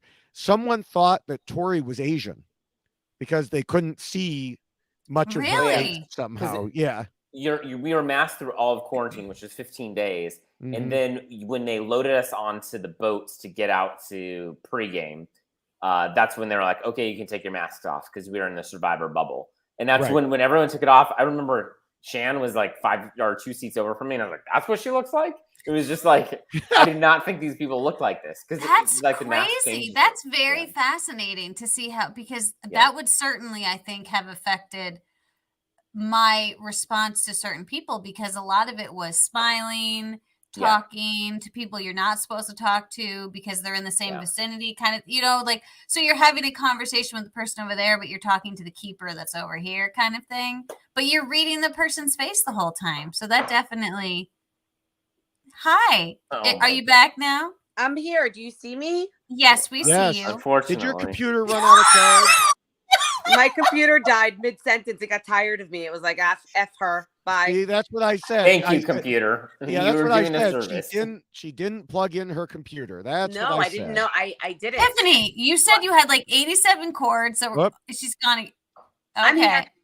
87 chords, 93 ways or something. And you didn't plug in your computer? And then, I didn't plug it in. Jeez, yeah. Come on, Tiffany. Are you wearing pants? Shorts. Oh, you can see me. Oh my God. This is not your OnlyFans. Tiffany. I look naked. I'm wearing shorts. Oh my God. I forgot. Oh my God. Yes, we can see you, Tiffany. This is video. Come on. I'm sorry. Excuse me, everybody. I'm so inappropriate. Whatever. You saw me on the balance beam. Nothing could be worse than that. Yeah, that is true. I think all of America has seen you in your underwear at this point. Yeah, like whatever. But I'm in my shorts. It's not like I'm not naked. Weirdo. Weirdo. What was I saying before I got booted from your I don't know. Let's just move on here. So good call, Bloomberg. Yeah. Moving on. So Molly wants to know, would you go on a blood versus water season together? I'm not sure what blood you would be, but we'll go with it. Or the do blood Amazing on the Race. That he had in between his or legs. what? Or do Amazing Race. Oh, that's a hard one. Oh my God. Can I pick? Oh no. Amazing Race. Yes, you two definitely need to be on the Amazing Race. 100%. How far do you think we'd make it? Past episode 1? We'd make it far because I'm a really good stick driver. No, you're not. I've driven stick my whole life. I would hope that you made it really far because you would be so entertaining together. We would fight like hell. I would love every second of it. We would fight like hell. Yeah, that would be my choice. Voce would be like, I know how to speak Italian. I know how to speak French. I did my neurosurgery first, whatever it was in Belgium. And he would just tell me I was wrong with everything. And then I would just let him take over. But I mean, you are wrong at most things. Listen, I'm a very good traveler, I'll have you know. And I'm also really good in languages. So there's that. And I drive a stick. You're really good at some language, yes. And I'm not afraid of heights. I'm very good in the language of love. I'm not Hopefully, this afraid of season of heights. Amazing Race, you can trade partners. Yeah. You want to trade me? Mm-hmm. I don't want to trade you. That's mean. I'm not trading you, you big jerk. This is why they need to be on The Amazing Race. Yes, exactly. Are you listening? Yes. CBS, this needs to happen. I These know. two, We'd be really good on The Amazing Race together. We'd totally win. that would be hilarious. It would be really funny. The question is, I don't think that the $500,000 would be enough to pay for my psych bills afterwards. I know. Oh my God. And you'd have to split it between the two of you. No. So. I would have to you know how many hours of psychology I'd have to give him after that Amazing Race? If it was my fault that we got booted, oh my God. Well, oh my listen, God. I he can't has do another reminded year of you. that. It's only fair. I mean, really, because he's reminded you time and again that you were the reason he was voted off of Survivor. So just like once or twice. Yeah. Once or twice an hour of every day. I mean, he's probably nicer than I would have been in that situation. As he's doing surgery, he's like, "Why did she vote me out?" Yeah, he does. He actually, I text him sometimes, and he's in surgery, and he's like, "I can't talk. I'm in surgery." Why the hell are you writing me back? It's the nurse. The nurse is. We've covered this. Thing. They check his phone for him. Yeah, that's bizarre. Like, really, you're in someone's brain. Do me a favor. If you're ever in my brain, which I feel for you if you are, because I don't even know what's going on in there. But if you were ever in my brain for any reason, please don't answer the phone. Okay? Yeah. Well, it's hard when Tiffany's texting.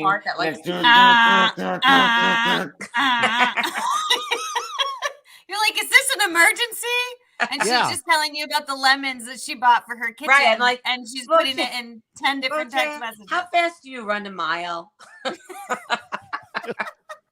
What's your best time at Orange Theory? Oh my gosh. All right. Kyler wants to know, did we get to see anything in season 42 that was in 41 as well, but just not shown? Now, I know there was the nullifier loved one pseudo visit. Oh yeah, that. That was in 41, but wasn't shown. I feel like they had more night conversations shown. They had less time explaining advantages. So less time explaining. Was the nullifier in 40? I don't remember the nullifier. No, he didn't have the nullifier. I think it was probably at Xander's bench. Yeah, that's what I think was there. Okay. All right, that's fair. Anything that we didn't see on our... I'm trying to think if there was... No. Well, you didn't see the Jury Speaks was in the finale of 42. Right. Did they film you guys? No. Really? Because they filmed our day after videos. They didn't. They filmed us but for Ponderosa, but not for for our Ponderosa video. Yeah, there was really no content for us to see. That was pretty cool. I like that. Yeah, we didn't have that. I mean, we were filmed for stuff, but it wasn't in that. They specifically seemed to have filmed for that purpose alone. Right. And they were Jury Speaks. Yeah, that was pretty cool. I like that. No, I can't think of anything else. Okay. Yeah. So this is a big question, and I feel like some of it we've talked about before. But Larry wants to know, what are the pros and cons of the new era? Air quotes. So, go for it, Jay. Yeah, I'll say a con right off the bat is the 26 days. It's so fast that it creates an arbitrary kind of Russian roulette, because you don't have time to really develop relationships that are going to take you far. And I think that's a lot of the first vote can be that, anyone but me. But I think that carries throughout the season now because it's so quick. They used to talk about boring days where, you'd have so many off days. Jessica, God, I wish I had those. Yep. I mean, it was just so, from everyone that was talking, stayed way beyond me. It was just so jam-packed that you don't have time to iron out everything. And, I remember listening to people saying I didn't strategize enough. It's like, how can you not strategize enough? But there literally was not enough time to get everything in order. So I think that's a big disadvantage of the 26 days, is that I think that it forces everyone into kind of this mad scramble. And I think that all of the advantages and everything leads to this kind of new game where it's almost, and this is kind of to your rules, Bloomberg. I think the most important rule now is almost don't be too much of a threat, because it's now become, if you're a threat, you're gone. And I think immediately it's that constant like recycling where, because it's happening so fast, that you don't have the ability to have kind of the alliances be what they were original. Would you say Voce, also that it is plays into even more of that idea of luck versus strategy? Because I feel like with all those new twists and turns and not enough time to do the things you would like to do. So with all of those new amulets, the idols and things like that, I feel like if you had more time, you could even be like, you could come up with most amazing plans. But it kind of gets lost. And I feel like then it's just, again, it's kind of like, okay, you are the one, all right, you're unlucky, you're out. It's kind of like, versus, oh, I should have done this or that with that. Or I should have had, if I would have had time, I would have told, I would have kept his extra vote and then told Evie this and told Heather that. And like, I feel like that whole luck piece kind of steps up even more when you have that much less time. I definitely think it becomes, more arbitrary. And I think I think that it's interesting to shift between small tribes and big tribes and go. But I think the 3 tribes that's a different game. That's a completely different game. Because there literally is nowhere to hide. None. And so, when you have like a dominant tribe, which I mean, I would argue that, Taku was a dominant tribe. They had Jackson's departure that, was the one. So they really only lost one person by a vote. Right. I remember thinking this when they walked in the final 5 with to tribal council, Mike, Marianne, Romeo and Jonathan, and missing one, but they said, wow, there's so few people. And I was thinking, yes, that's what the initial tribal councils were like. Right. And it's interesting, I think, to watch for one season, but I think that it shifts the gameplay to kind of, especially where, like in Jenny's vote off, where so many people had lost votes, where, you had so few votes actually going. It's like, that's just kind of craziness for that early on in the game.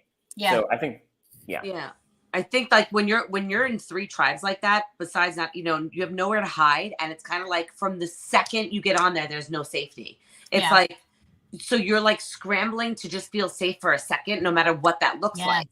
Yeah. And that's a horrible feeling. And that is that's kind of how I felt. Like I didn't expect to feel so like exposed so fast and then so in so much danger so quickly, and you do 2 tribes of whatever, number you want. And then you have 3 tribes and it's like 6 people and one's gone and you're already down. It's like, it's so fast and there's just, it's just not enough time. Like I wouldn't mind, like, I just think they need to add a few more days on, like give us 30,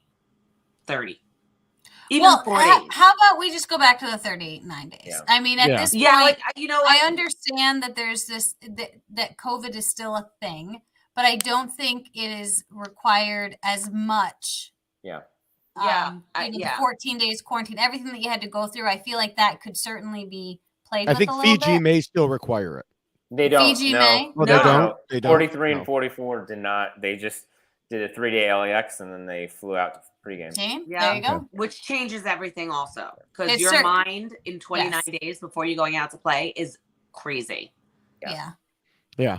I mean, I do think that on top of the fact that it is truly a shortened game, I think it gets into the players' heads. Like you just said, you've been itching for longer than the whole game to get out and do something. And I think, and you've got that, and you've got Jeff telling you it's a fast game and the monster's going to get you. And he wants it, just like he has been promoting big moves forever. It's the same thing. You've got to go out there. You've got to do it. But look at the 2 people who won. Neither of them were out there making big moves. No. I mean, don't get me wrong, Marianne had a very nice move at the end, but it was more about moves she didn't make. Right. And and the accumulation of small moves. And that plus the quicker plus the monster, Jeff's getting what he wants, which is he's getting people to do these things, because he doesn't care if Voce wins. He doesn't care if Tiffany wins. He cares about a TV show. Right. Mm-hmm.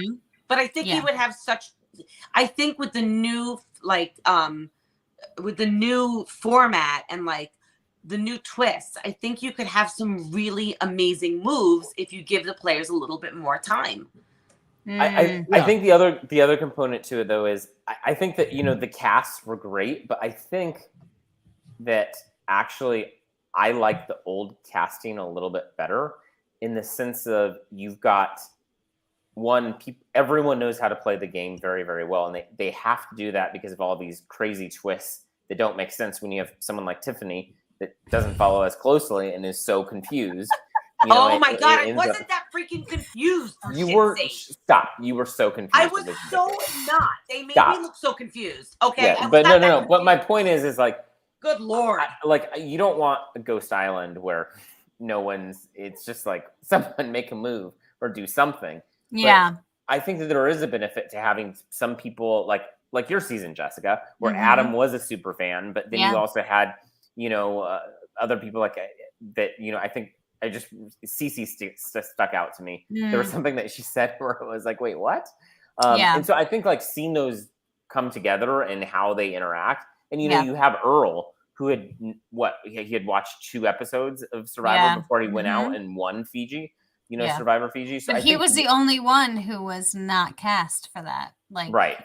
So, there's something to be said about being just a real person. Yeah. Yeah. No, and that's kind of my point. What we talked about Voce and I the other day. Having people that don't know so much is a little more fun. But the other thing is that even on our season, even our handlers were freaking confused. They're like, wait, I don't know if this is, you can use this or not use this, or can you use this after this? I mean, everybody was confused. And I was confused because I've never seen anything like that. Some of it sounded so ridiculous to me that I was like, you guys are making this shit up. There's no, what are you talking about? He doesn't have a vote. Right. Right. And it didn't make sense. It is interesting when you are someone who watches Survivor, you become accustomed to certain things happening. And I know when I was out there, people became very accustomed to when the swap is going to happen. They're counting the days, and there's things to be expected. And I understand that you want to take some of that away and you want to surprise people, and that's great. But if you're outright confusing the players and you are confusing the people who have to be responsible for handling these people, that's a problem. That's a huge problem for sure. Yeah, I think that goes back to the whole to the phrases and everything. Marianne looked at it and said, "Oh, I have to say this." You know. Right. Mike we looked at it and we were like, what in the hell? Right. But Mike looked at it and had Daniel look at it, and Daniel's like, no, I don't think you have to say it because of this wording here. I looked at it and, put on my, legal interpretation hat, even though I'm not a lawyer, and said, no, if you look at this wording, it's not saying you have to say it.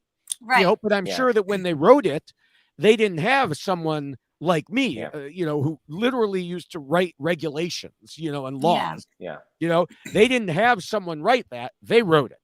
And they're probably, like, oh, this is obvious. And their interpretation of it. Right. Right. Yeah. Well, and that's like what Tiffany was between 41 and 42. And that goes to exactly what we were saying, that 42 came off much more seamless and enjoyable because it was ironed out somewhat. But now that all of that stuff has been out, are they going to do a lot of this stuff again? They can't. I don't know. There are so many things they cannot do. Yeah, I mean, they'll do the breaking the hourglass. You can't do that again. God, I hope not. Yeah. But how can you do that again? How can you do it? That would be so bad. Yeah. I don't see how you would. I mean, I don't know how they did it the first time. So well, that's fair. That is fair. Mm-hmm. I'll never look at an hourglass again the same. Damn, how did you look at them before? I know. I did, because I met my husband at the Hourglass Tavern, and I got him hourglass cufflinks, and it's our thing. And now it's like, oh no, they ruined it for you forever. Jeff Probst. Thanks, Jeff. That'd be like All if right. rocks were my thing.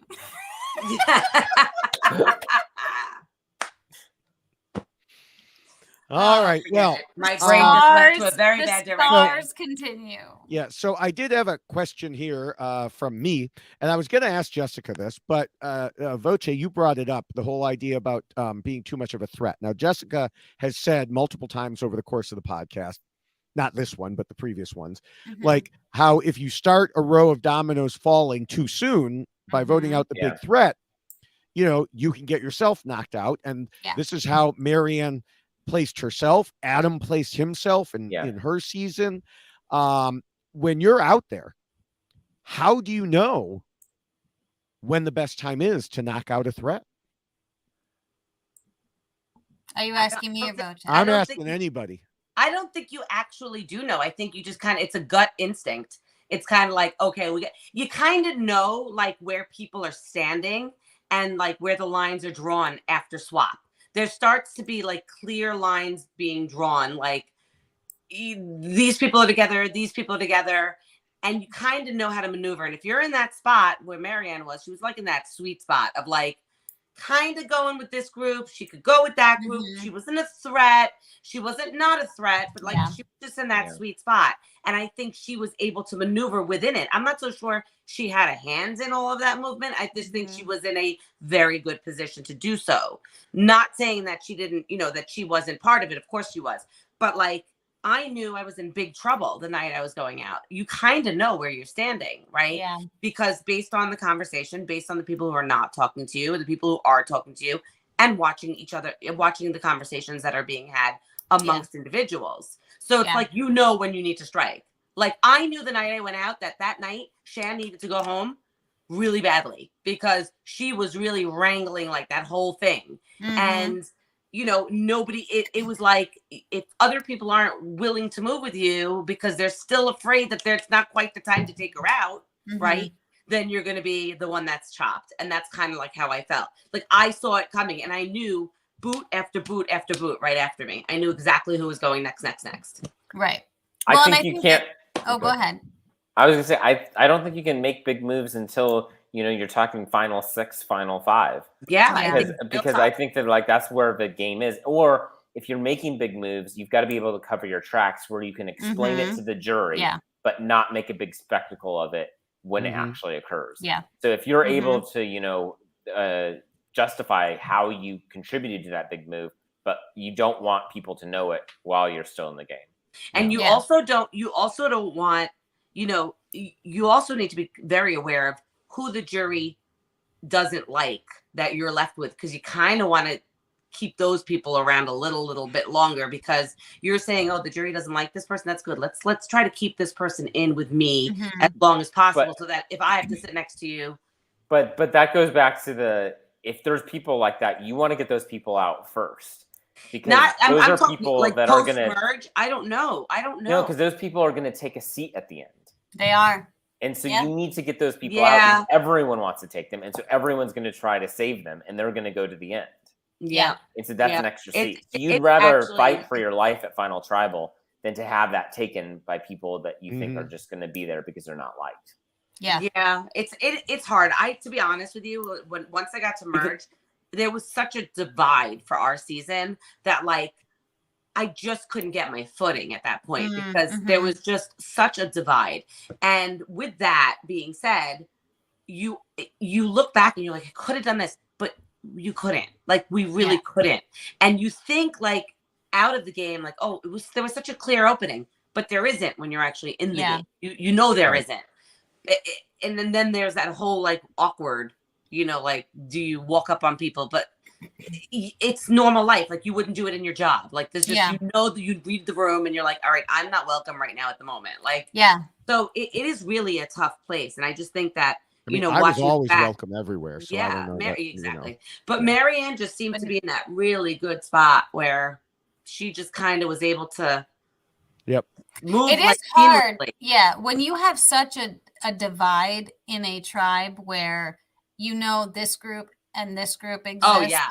If you are able to maneuver between the two, that's lovely. But that is a very rare thing that can occur when you have such strong dynamics like that happening, if there's so much of a divide, and we hear it all the time, like the line in the sand has been drawn, and that actually happens on that Survivor. is actually true. Yeah. And then when you fall on the wrong side, then it's a very big struggle to get your footing again and try to get out of that. And so there is something to be said about finding the ability to maneuver through all of that without locking yourself into a group and having more options. What is that, Bloomberg? What do we call that? What do we call it? Being flexible, maybe? Oh, okay. Didn't know where you were going with that. I was like, I didn't know there was a quiz. Didn't know there was a quiz. But that's also like with Erica in our season. She was in a sweet spot too because she had Luvu. They were all still in, and she wasn't really. She was sort of like that swinging back and forth with her one, Heather, and then Luvu was keeping her in protected for a while, and it was sort of like she was able to just kind of get past that little, crappy spot and sail to the end. Yeah. So. Like that was season 41 and 42 in a nutshell. So I'm excited to see what the next season looks like without the hourglass, hopefully, God willing. Baruch Hashem for all my Jewish people. May there be no more hourglass. Yes. Amen. Yes. Diana. Diana. That would be enough. Yes. That would be enough. The fakakta hourglass. Fakakta hourglass. Yes. Can I just say amen? Can I just go with an amen? Sure. I'll go with an amen. Okay. Boja's like, right. What? No hourglass. Boja's like the brains. Left side 11. frontal lobe. Yes. All right. So, Voce, this question is for you from Kyler. Can you rank every player named David or some variant who has ever played in the U.S. versions? In the U.S. version, let's not go to like the other. Oh, okay. I mean, I would have to. So I'm gonna have to give the first place as a tie between me and David Wright. Yes, obviously. Obviously. A tie of you. A tie. God, that's narcissistic. Is it? No, that would have been putting himself ahead of David Wright. I know. And then I would have to go with David Ball from Samoa, just because he was funny and witty, and like he actually, I think he did went kind of far. I think, but that's been a while. And then I would say I think Dave Murphy from Redemption Island. No, actually, that's wrong. No, I didn't like him. Yeah. Oh God. Yeah. No. Oh, I didn't say that. Wow, you said that. You said that. He's coming after you. I know. Well, so okay, there's Dave Murphy, and then I looked this up. There's Dave from Amazon, who I did not remember at all. He was the rocket scientist I was talking about earlier. Oh, was he? Oh, he went really early then, didn't he? Was he the old guy? No. No. He was a young dogging every David. Yeah. Well, then I guess Jesus. Okay. So after Dave Ball, I'd say Dave Rickenbach from 37. Wow. And then at the bottom, I'd put him ahead of Danger Dave Ball, but okay. I really? understand. Yeah. Okay. And then at the bottom, I'd put Dave Sampson. Yes, definitely. Yeah. Oh no, my doggy. There's Luca. Hi, Luca. Like, hey. Oh my gosh! Hello. You have no idea. And Luca's like, no, it's the crazy woman who wants to cut me in half. I know. Luca loves me. Luca can't hear us anyway. He's wearing earbuds. That's so true. Sorry, Luca. We love Luca. Oh my God, I love Luca. I love Luca. All right. So here's a question that's an interesting one. It's partially for me and partially for everyone else. It's from Andy. There have been discussions, Jessica in particular, you've said, that a player should play as their authentic self. But my rules suggest the opposite, as players may have to pretend to be nice to someone they don't like or target a close friend, as someone named Tiffany may have done. So how can a player truly play as their authentic self while following the rules? So I'll go first as the non-player here, but since it was talking about the rules, I think you can. I think when we talk about playing as your authentic self, it's not those specific things. It's being who you are. It's not like, okay, I'm a, like it wouldn't be Mike from this season coming in and saying that he was a circus clown. You know, it's because that's not who he was. He played as himself. Now he also had other issues when it came to lying to people and things like that. But I think pretending to be nice is still, I mean, quite frankly, that's something we all do every day. Okay. In your work, in your social situations, everybody at some point pretends to be nice. But I when still you think deal you're with Tiffany. Yeah. Okay. I was going to go with that next part about voting out your friend. But he was not my friend. He was your husband. We pooped together. My partner. You did poop together. Come we on. did. That's a lot.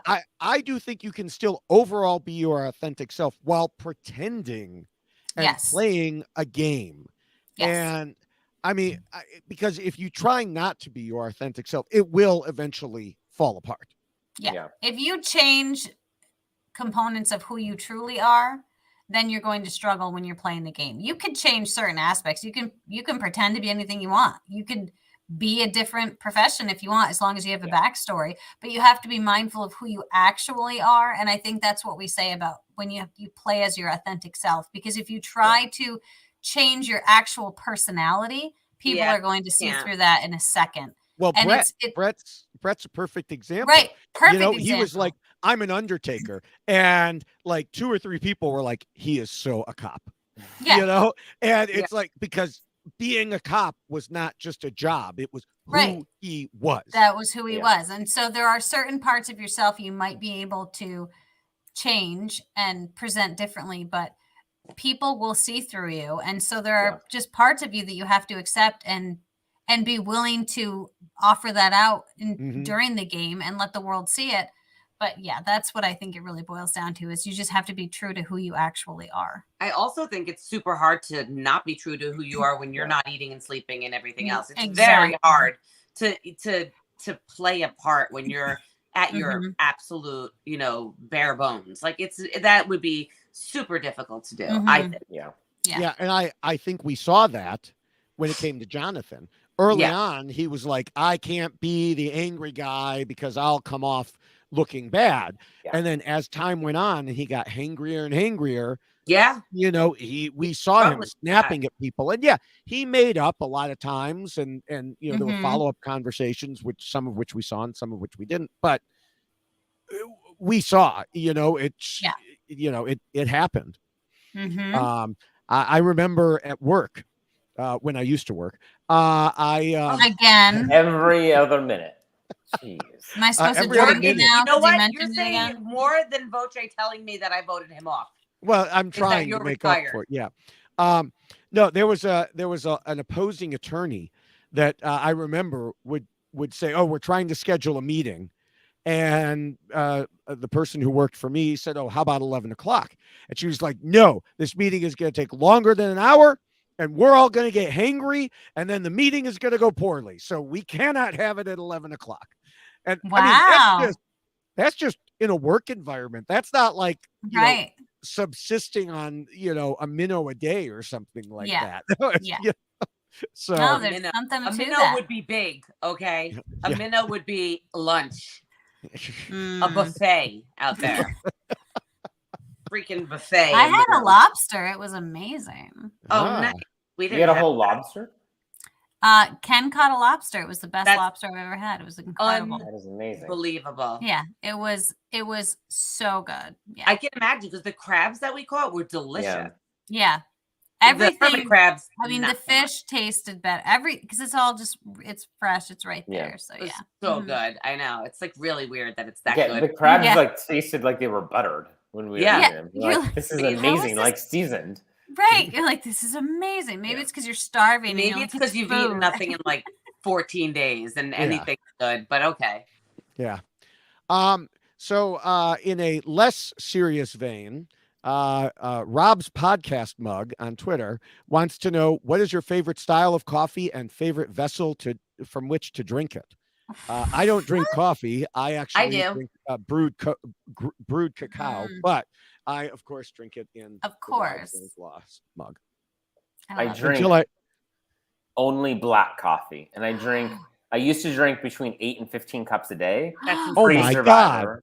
Pre-Survivor. That's And insane. now I'm down to about 3 to 5. And it has to be in a Yeti mug to keep it hot. That's But insane. no How could sugar, you- no milk. How could you do brain surgery on 8 to 15 cups of That's coffee? 15 I cups. mean, That's like insane. 18 eggs. That's It's the an- new 18 eggs. It's an amazing skill. But no, you 15 just cups you of learn to coffee? you rest your hand on things so that it stays stable. This is fascinating. Yeah. That's fascinating. I drink. I Tim almost Hortons. have more of a tremor now if I don't have coffee. Of Like, course. because I'm just That's so called angry. like Addiction. caffeine addiction, maybe. Yeah. That's called Wait. Okay. Just let me tell you the story. So I was originally cast for season 41 pre-COVID, Mhm. and because I was drinking 8 to 15 cups a day, I went through a 2-month wean detox where I was like popping ibuprofen all the time and like trying. I was just angry, so I weaned myself completely off for a week. And then my casting director, Penny Clifton, calls me and is like, "It's off for right now, on hold." It's like, "We don't know when." I was like, "Fuck, there's shit." Went out. I bought 2 venti black coffees, put them on my desk, and I texted her, and I was like, "This is what I think of this decision." And I just like hugged them. Do you want to know my story that goes with that story? No, Sure. I was really super thin for when I thought I was going Where out. is this and then they going? were like, "Oh no, you're not going out." So then I ate, and then I got out on 42, and then I was in the balance beam, and then I looked like that. Thank you very much. What does that have to do with coffee? Because it didn't. It had to do with Voce's story Oh, okay. about not drinking coffee and me not exercising nor eating healthy because I was so pissed I wasn't on. Okay, the coffee I drink is Tim Hortons. I get it off the Long Island Railroad. There's one right by us, and I have it in my Tim Hortons cup, and that's what I drink it out of. Okay. Love it. Done. All right. So going back to Jason, my former coworker again, had he said one thing he's felt like is that it's becoming more beneficial to know other people's advantages than actually having one of your own. Yes. Going forward, do you see this becoming a larger part of the social game? And do you think the jury may respect someone who knew about everyone else's advantages? I will disagree a little bit and say the most important thing is not to tell anyone about your advantage. Yes. Yeah, I Amen like to go back that. into effect. Thank you. Because Mhm. you give so many people so much power when Yeah. you divulge what you have. Because Yep. then you don't know who knows what about whose stuff, and then they hold it over you. Just shut your mouth, take your stuff, be quiet, Yeah. and get to the end with it. And now with the knowledge is power, which is Oh. horrifying, the last thing you should be doing is telling anybody what you have, because someone could have the knowledge is power and then steal that from you. Exactly. Yeah. Never. Yeah. Never. Yeah. All right. That's what I didn't understand in our season. I kept saying, I don't understand why everybody knows about everybody's advantage. Well, because of the stupid sentences. But besides that sort of gave it away. But after that, it's just like, who knows what? It's like, why? Why does everybody know about everybody's stuff? Mhm. Like, Right. what's going on? It was such a different, I'm like, and now we're keeping these people in that have all these advantages. Like, why? So I Mhm. remember that being like a sticking point for me and being Yeah. so different than what I'd watched in the past. Yeah. And being so annoyed. Just going saying. 42, she was, Marianne was able to hold up and say, this is the only secret in the game, Yeah. Mm-hmm. Which is like, guess what? All the other seasons where you would not tell everybody what you had and you do everything you can to hide the hell out of it. Now it's like, you got people running around. Look what I got. Like, I don't know. I'm over that. I'm over that. Yeah. I'd like it to be more of a secret. It's so much more fun. Yeah. Okay. Eric H asked, can you compare Marianne with Xander and how he could maybe have pulled off a win like she did as a younger finalist with a perception that they maybe weren't so great going into that? Interesting. Silence. Apparently the answer is no. We can't think of a way to do well, that. okay. So here's what I'll say with respect to that is that it's how they played the entire time. Yes. Yeah. And so She was much more social. It's not something that you can go back and say like, oh, there's justify something in the final. Right. Like there's It's- one thing. There wasn't just one It's thing. about the relationships that you had throughout the entire Yeah. game. Mhm. And they're so- two totally different people. Like he's a very kind, quiet, social person. She was a very like in your face, bubbly, super, Mhm. social person outwardly. So like they Right. were two very different types of people. Like, you know, he was social, but in a more quiet way. She was super out there social. So like, but I could see them having the similar, their resumes are not that far off.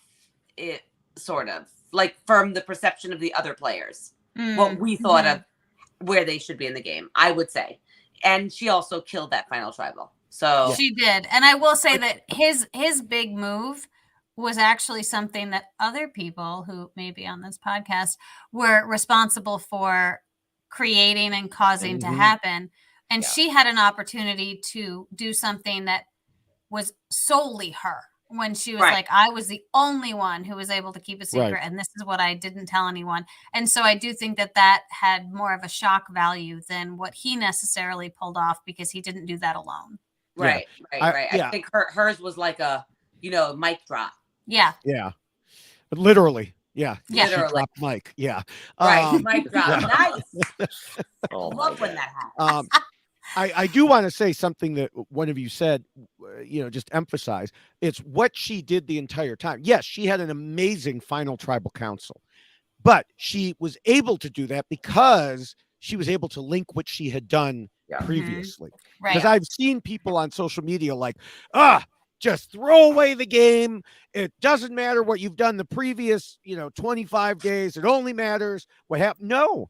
If you don't have everything leading up to that point, you can say anything you want at Final Tribal Council, and they're going to blow you off. They're going to ignore you and be like, what planet are you from? Exactly. You did not do those things. Well, that's exactly what happened to Mike in the end. Is like, Mike was saying, like, I played this game of integrity, and then they were like, no, you didn't. And they were saying, own it, and say that you didn't. Right. And so you have to say, it's your track record. You have to know, and I think that that's a weird spot for him to be in. It's kind of like you're admitting you played not with integrity. Like, it's a weird, I could see how he choked in that moment. It's kind of like, well, you don't want them to think you're a jerk and you played not with integrity and use it, but they're looking for you to say, yes, that was my plan. That was intentional. Right. It was intentional. And he is a really good guy in real life. And, and he is a man of his word in real life. So, from what I've seen, just knowing him, the little bit I have, he's very kind and he would give you the shirt off his back type of guy. And I think that he wanted to play like that, but I don't think he really did see himself playing with not integrity like that. But and if he did, he would have used it. You know what I mean? So he had a lot of justifications in his mind. Yeah, but that they didn't translate. And because the big problem was, he said, I only lied one time. No, know that you lied more. You may have had you may have had perfectly good justifications, but don't emphasize you only lied one time and repeat it when that's not true. Right. That's it. It's so tough to be in that final seat like that and win fire like that, and then just that's rough. That's rough. Yeah. Now, from the other side, Theo asks, if someone realizes they are the no-vote finalist that people want to bring to the end, is there a strategic way to overcome that for a win? That's interesting, because I don't know that they can. I don't think you can save it at that point. I think you're done. Can you do you guys talk about, can you say the results of a Australian season? I mean, we could. Okay. I'll just say, like, the first Australian, more recent Australian season with, I think it was Christy. Was that her name? Christy? Yeah. Whatever. I would argue that I think that they thought her versus Leland was, I think that was his name, was going to be a 0 vote. Maybe. Yeah, I don't think that was his name, but yes, I know what you're saying. The soccer player. Where he had kind of dominated physically and kind of the tribe. But she came out guns blazing in her final tribal and was able to just really articulate. I do think it's funny, because earlier, just a few minutes ago, I said you can't come out and say that you did all these things if you can't link it. And she is perhaps the example of why that's not the case, because she did come out and say, I did this and I did that and I did. And she convinced everyone, or they just didn't like him, and I mean, it was a combination of things, but it is. But she owned it. She said, me not doing anything in that instant was my survival to get to that point. and and they respected that. But also, if you do, I think. And wait, let me just say, for people that have not seen that tribal account, that was, in my opinion, one of the best ones ever. If you go back and watch that for a final tribal. I think that if you are in that position, the only way you win is if nobody likes the other two people at all. Even no matter what they did, the jury doesn't like those two other people. They're going to vote for you. Yeah. That is the only way you overcome it. You got to pray that those two people are just very disliked. Yeah, I think that the answer really is, the question was if someone realizes that. I think part of it is, when do you realize it?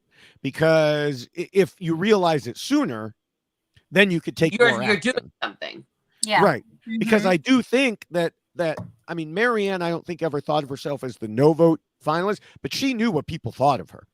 Right. And she knew that she had to do certain things to change that perception of her.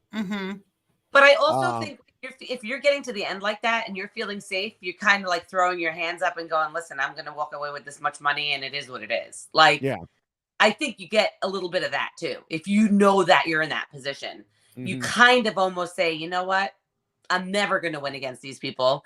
And their resumes are this, and this. And, I can try my best by giving a hell of a jury performance, a final tribal performance. But is that going to be enough? And you know what? I'm going to be okay with walking away with 85 grand or whatever it is, So it's kind of like, if I'm first to jury versus, sitting in Romeo's spot, I'm happy. Right. I'm happier than I am first to jury, although you're so close to $1 million, it's hard to swallow too, but still. Yeah. I don't know. It's a tough one. Yeah. So let's try to go a little rapid fire. We're at 2 hours and 10 minutes here. I've got a few more questions that I want to get That's to okay, because I haven't eaten in like 18 hours. Yeah. Well, you should be used to that. I'm just waiting for your phone to die next. Your my light just died. So what is happening in Tiffany's life? You don't want to know. You don't want to know. Bad. It's bad. Everything is just falling apart. So Giovanni wants to know: does fewer games days at Ponderosa work better or worse for a 39-day game compared to a 26-day game? So is it better to have fewer days at Ponderosa in that shorter game? Yeah. Oh, that's interesting. Get me the hell out of there. That was the worst. I think they mean for the players. I mean, not the players for the end result. Well, I do think that I had, my gosh, I was out on day 30 and I had 9 days to be on Ponderosa or at Ponderosa talking to the other people who were voted out and trying to make some determinations about the game and who we were going to potentially vote for and what we thought. So there is a lot of time spent talking about your experiences. So I do think if it's put into a much quicker version of events, then it could have an effect on the outcome for sure. I was there 8 days too. You were there 8 days? So yeah, so I mean 15 days in the game, 8 out. Yeah. So just a lot of time. Yeah, Bloomberg. I'm Bloomberg. I'm 11, with you on this one. 11. What are you talking about? Tiffany, you don't teach math, do you? 16. Tiffany, do you teach math? I was out day 16. I'm trying to do it. What do you do? 8, okay, 9 days? And how many days? How many days are there in a Survivor season in 41? Wait a minute. I was there. Okay. Jess said she was at Ponderosa for 8 days. No. She said 9 days. 9 days. You said 8 days, Tiff. How many? Tiff, you said 8. You did say 8. Okay, what's wrong with 8 days? I was 8, 9 days, whatever. How many days was it there? It was at least 10, Tiff. No, it wasn't. It was 9 days. It was 9 days. If you count the day after, it was 11. No, it wasn't. 11. No, it wasn't. 11. You're a moron. No, it wasn't. There's double eviction in there. Tiffany, just tell me at some point you're going to get a tattoo of 11 on you. Somewhere. I have 11 on me already. There's an engineer. Oh, that's right. Yes, you do. That and an hourglass. Throw an hourglass next to it and you're good. Yep. Listen, I got voted out day 16. 17, 18, 19, 20, 21, 22, 23, 24, 25, 26. All right, 17, we just 17, witnessed, 18, 19, we 20, 21, witnessed 22, the math 23, in 24, live 25, 8 time. days. We just saw it. We saw it. Everyone just saw it, Tiffany. I hate math. 11. Clearly. It's a good thing you have digits so it can help. I use my fingers for everything. I was like 11, 12. When I'm okay. Fun fact about Tiffany, besides that I hate math. Okay, and I'm also tired and hungry. This is what happens. I become even dumber. So here's what happens when I like can't fall asleep at night. I watch the clock and then it's like 3. I'm like 4, 5, 6, 7. I only have 4. I use my fingers even in the middle of the night, not sleeping. See? Who else does it? Who else does it? Okay. People can and comment. This is where on I check out. Okay. All right. So 11. Digital John wants to know, and this is a long question, so I don't know. Let We it have math in it. and it also but it has to do with history, and I'm not real good with remembering everything. Who has played the best game of jury management in Survivor history? Angelina. Sorry. Wow, that was quick. I mean, joking. I know, but that was quick. You were like, I'm gonna drop that. Jury management. Well, I will say that Marianne. Well, I want to say like she spent a lot of pretty time darn good talking to the jury prior to even getting there. Yeah, Right. and that was certainly impressive. I think that it's a learned skill over time. I don't think that people have realized that that's your opportunity to really perform for the jury. And I feel like a lot of people spend time trying to perform for Jeff. And now that seems to be shifting where they're realizing, oh, that's who matters over there. I have to talk to those people. I don't necessarily need to talk to him. And I think that that's something we're just seeing more often than we have in like much earlier seasons. And I think if you saw in those last few episodes, Marianne would do something or say something and look at the jury. Mm-hmm. Right.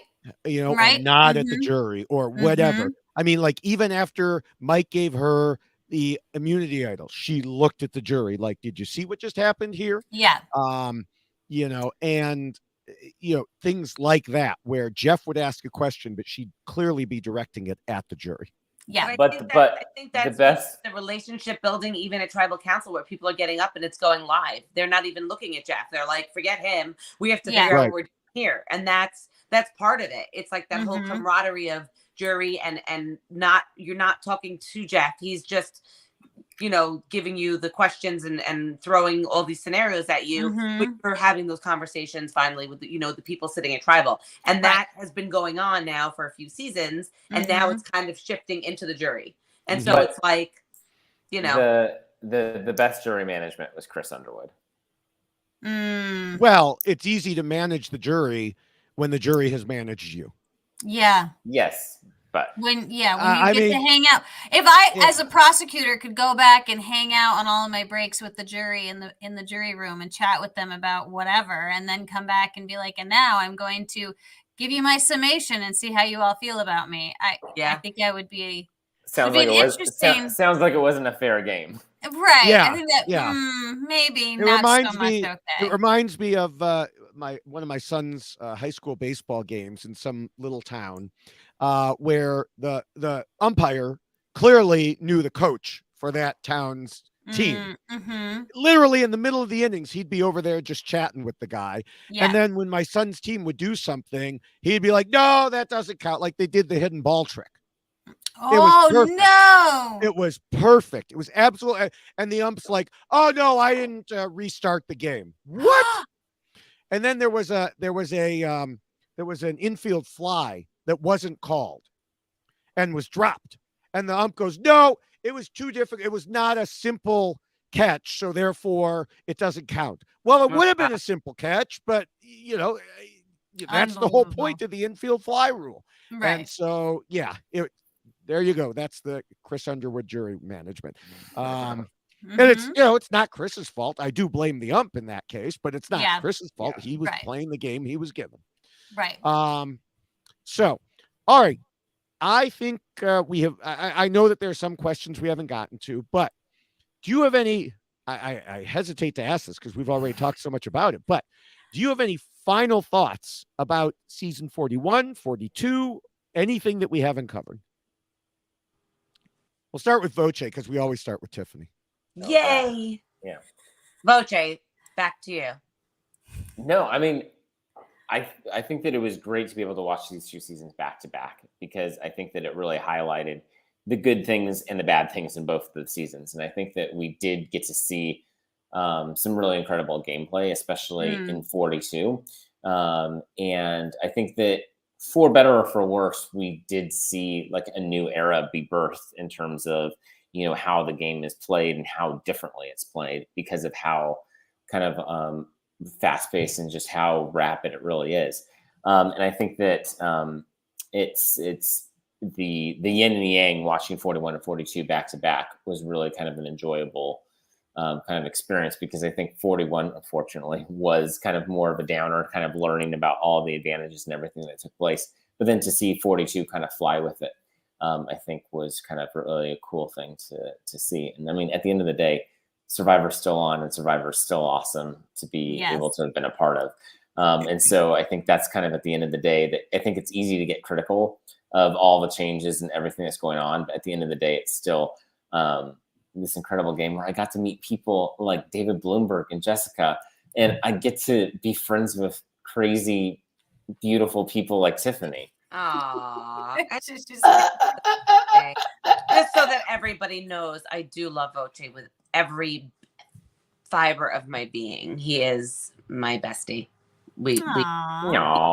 He even though he calls me from the garage and we lose each other every 5 seconds, he's like, you know where I'm going? I'm going into the garage. And that's when the phone just breaks off. And then I speak to him the next day because it's the most annoying thing.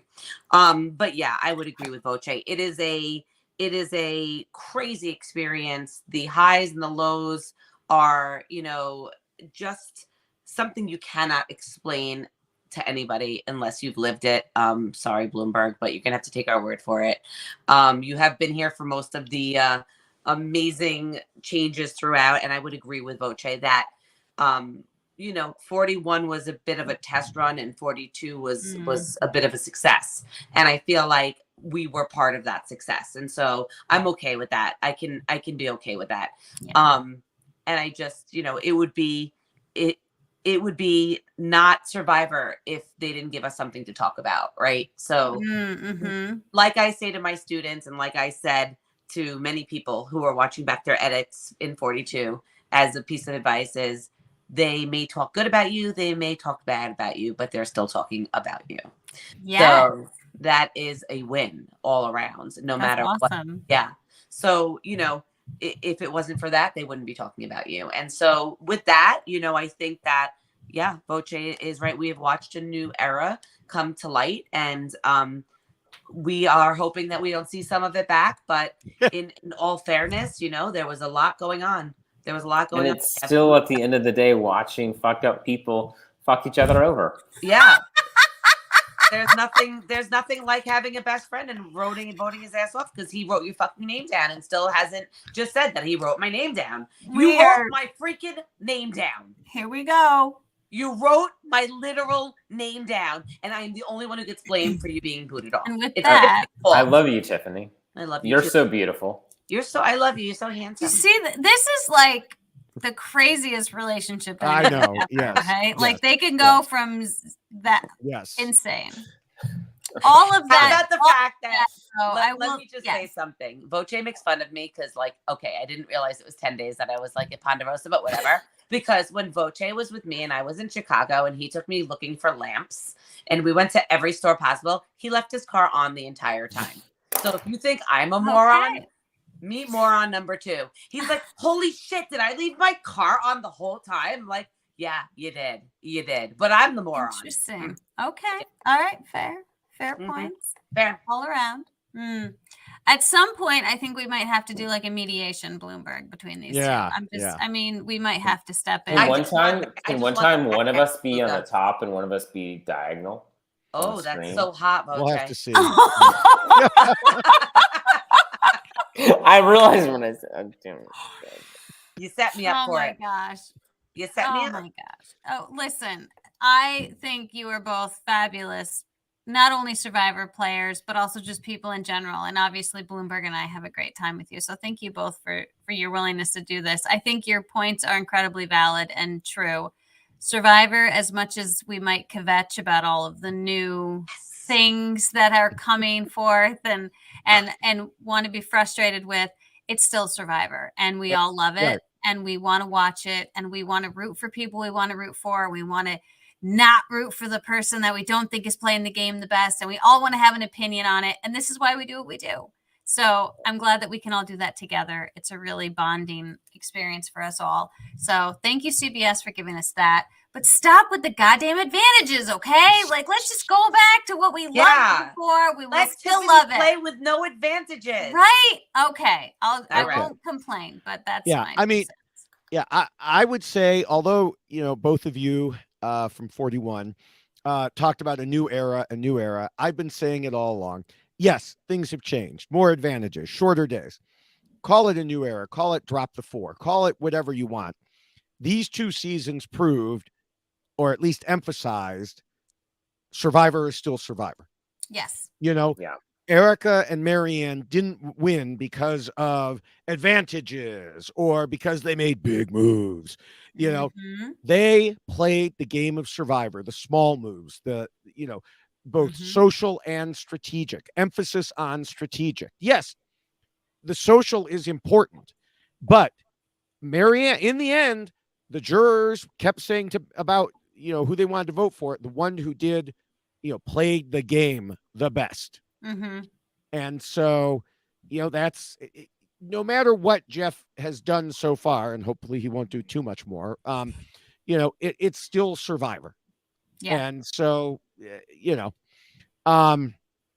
now I know, Voce, I don't know, maybe at the 2 hours and 26-minute mark is not the time to ask you this question, but you had talked about changes to the rules. Is this a lot? Are we talking another off-season podcast here, or is this something minor? No, it's just the order and emphasis in terms of like. Well, I mean, there was always some tweaking needed to be done. Let's be honest, right? I mean. I can't help what players do with it. No. I can, the order, you're right. The order it grew out of, things. Rule number 1 is still the most important. Rule number 2 follows naturally from that. Rule number 3 follows naturally from that. You're right. Not being a threat is very important. The social game is very important. The jostling of those, I mean, once you get past, each, like the first rule, everything is a little different. And that's why sometimes we end up moving a rule to the top. We jump around because Jessica doesn't like to always go in order, and Bloomberg gets mad when she wants to do that. That's right. So listen, Voce, you can't change them now because I I have them committed to memory. Exactly. And then he gets mad. Right. They're all over there. Yes, they're on merchandise. We can't change it. You see, he creates chaos where there doesn't need to be. He creates chaos. Really? I was gonna say, if it ain't broke, don't fix it. Right. Of the 4 people on this screen, I'm one person that's more broke than other. Tiffany. I'm very broke. I am so fucking broke. That's why she wanted that $1 million. I'm broke. Sia, do you see me now? Yes. Yeah, I'm sure Sia definitely watches Why Blank Lost and gets to 2.5 hours in. I am absolutely certain. Watching. I could use $100,000. I'm just saying. Me too. You know what? Jess and I will even split. Yeah. Sweet. Love it. So girl power. So before we go, I want to make an announcement as we head into the summer. Are you pregnant? Yes. That's why I retired. What's happening? I don't know. Oh my goodness. No. Oh my goodness. No, the only announcement is as people may recall, we covered Big Brother 2 years ago, but had to skip last year because of some family health issues, plus the fact that we were covering part of the Survivor Countdown last summer. This coming summer, I will be back here to cover Big Brother again, but unfortunately, Jessica cannot due to, her actual job obligations and the fact that crime. I know he retired, so yes. So, So wait, so you're going to co-podcast with listen. Tiffany? Is it going to be Bloomberg and Tiffany? I don't know. Tiffany, do you he'll watch? have people on. Yeah. I watch Big Brother. Is this an invitation to be a podcaster? No, not yet. Damn it. We're not sure exactly what the details will be, but watch for announcements. Can you imagine how that podcast would go? And maybe I'll jump in as like a special guest every once in a while. Maybe. Who knows? Maybe. We'll see. Well, let me know what the announcement is, because I would assume if it was an announcement that I would have known about, if it was a possibility. If it was you, yeah. Well, I didn't even know you watched. So, are you kidding? I was a Big Brother fan, just along with. I love Big Brother. I wanted to play Big Brother. Do you watch the live feeds? Oh my God! Do you know how insane those live feeds are? Yes. I get stuck just sitting there watching people do nothing, like this. I think you might have a guest for your podcast. Maybe. Are they? Yeah. I think you might. Mm-hmm. Are they making eggs? Yeah. Is he 18 of them. 18 of them. Yes. Is he sleepwalking? Oh, you want to know what's so funny? Last year at school, I was running a live feed and I forgot it was on, and I was by myself in the room, and all of a sudden I heard your OnlyFans is not a live feed. You don't know that. How do you know that? Listen, my OnlyFans is live feed, baby. Oh my gosh. This is so bad. This is so sick. I don't have OnlyFans. My son. You're gonna get a call from Rob being like, we need to remove your podcast from RHAP. Because there's some OnlyFans. Here's the big announcement. Tiffany Seely handily ruined your whole podcast. Oh my gosh. Okay, I'll be good. I was very good. I was very good today. You were. So let me remind everyone that the some of the rules that we normally discuss are available in poster and t-shirt and mug and sweatshirt form. So of course, go to robhasawebsite.com/yxlostfeeds, and you can scroll through and get one of everything in that order. Poster. I also want to encourage people to check out the RHAP patron program at robhasawebsite.com/patron. We always talk about the benefits of being a patron, including special podcasts and the like. But with the end of the Survivor season, it is going to be a hot patron summer, and we're just getting things started. We just had Patron Family Feud, and it was a blast.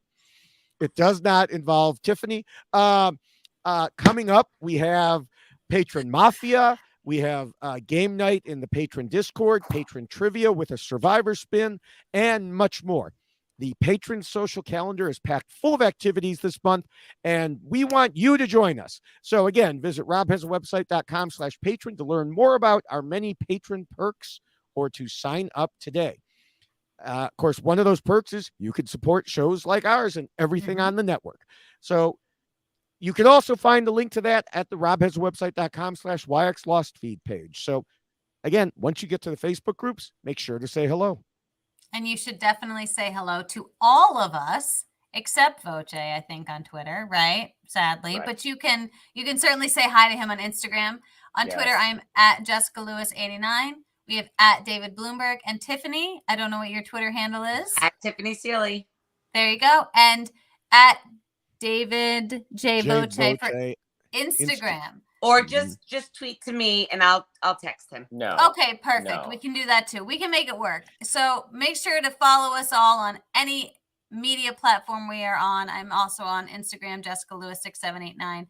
At David Bloomberg. I don't remember what you are on Instagram. David.e.bloomberg on Instagram. But that's not the one that matters. No, it's not. What matters is TikTok, ladies and gentlemen. It's TikTok. Oh, God. David_Bloomberg is his TikTok handle.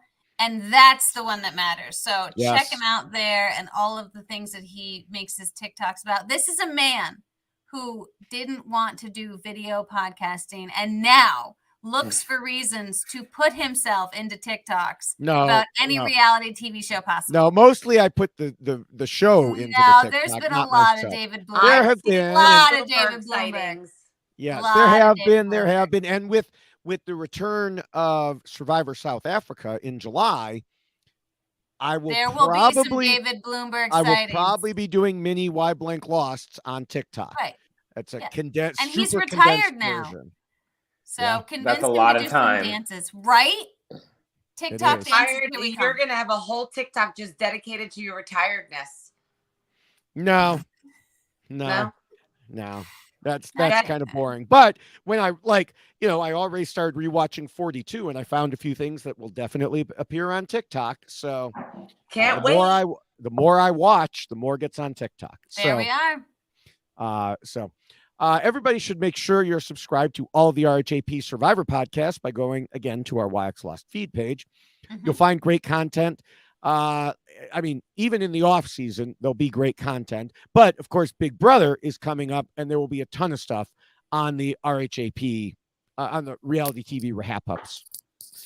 So definitely subscribe to that. And thank you at this point in time. Yes. So thank you to Scott St. Pierre for all of the editing that he does, not only for Why Blank Lost, but also the RHAP content that we've just heard about. He does amazing work at all hours of the night. So thank you so much, Scott, for the work that you do for us. And also thank you to Will from America for our incredible theme song. We love it. It's very catchy, and it's incredible to start every podcast with. And thank you to David Voce and Tiffany Seely for joining us here today on this 2-hour, 35-minute and counting podcast. So I think we could go on for so many more hours because we had so much fun together, but we know that people only want to listen to craziness for so long. So thank you both for your willingness to join us. I know David was very excited about doing this, so it's so kind of you to both join us again. So thank you for that. Well, thank you both for having us. Well, thank you both. It'll be interesting to find out how many people get past the first 20 minutes. Because the first 20 minutes, that's the test. Just do a tally of how many people are happy and how many people are angry with the podcast.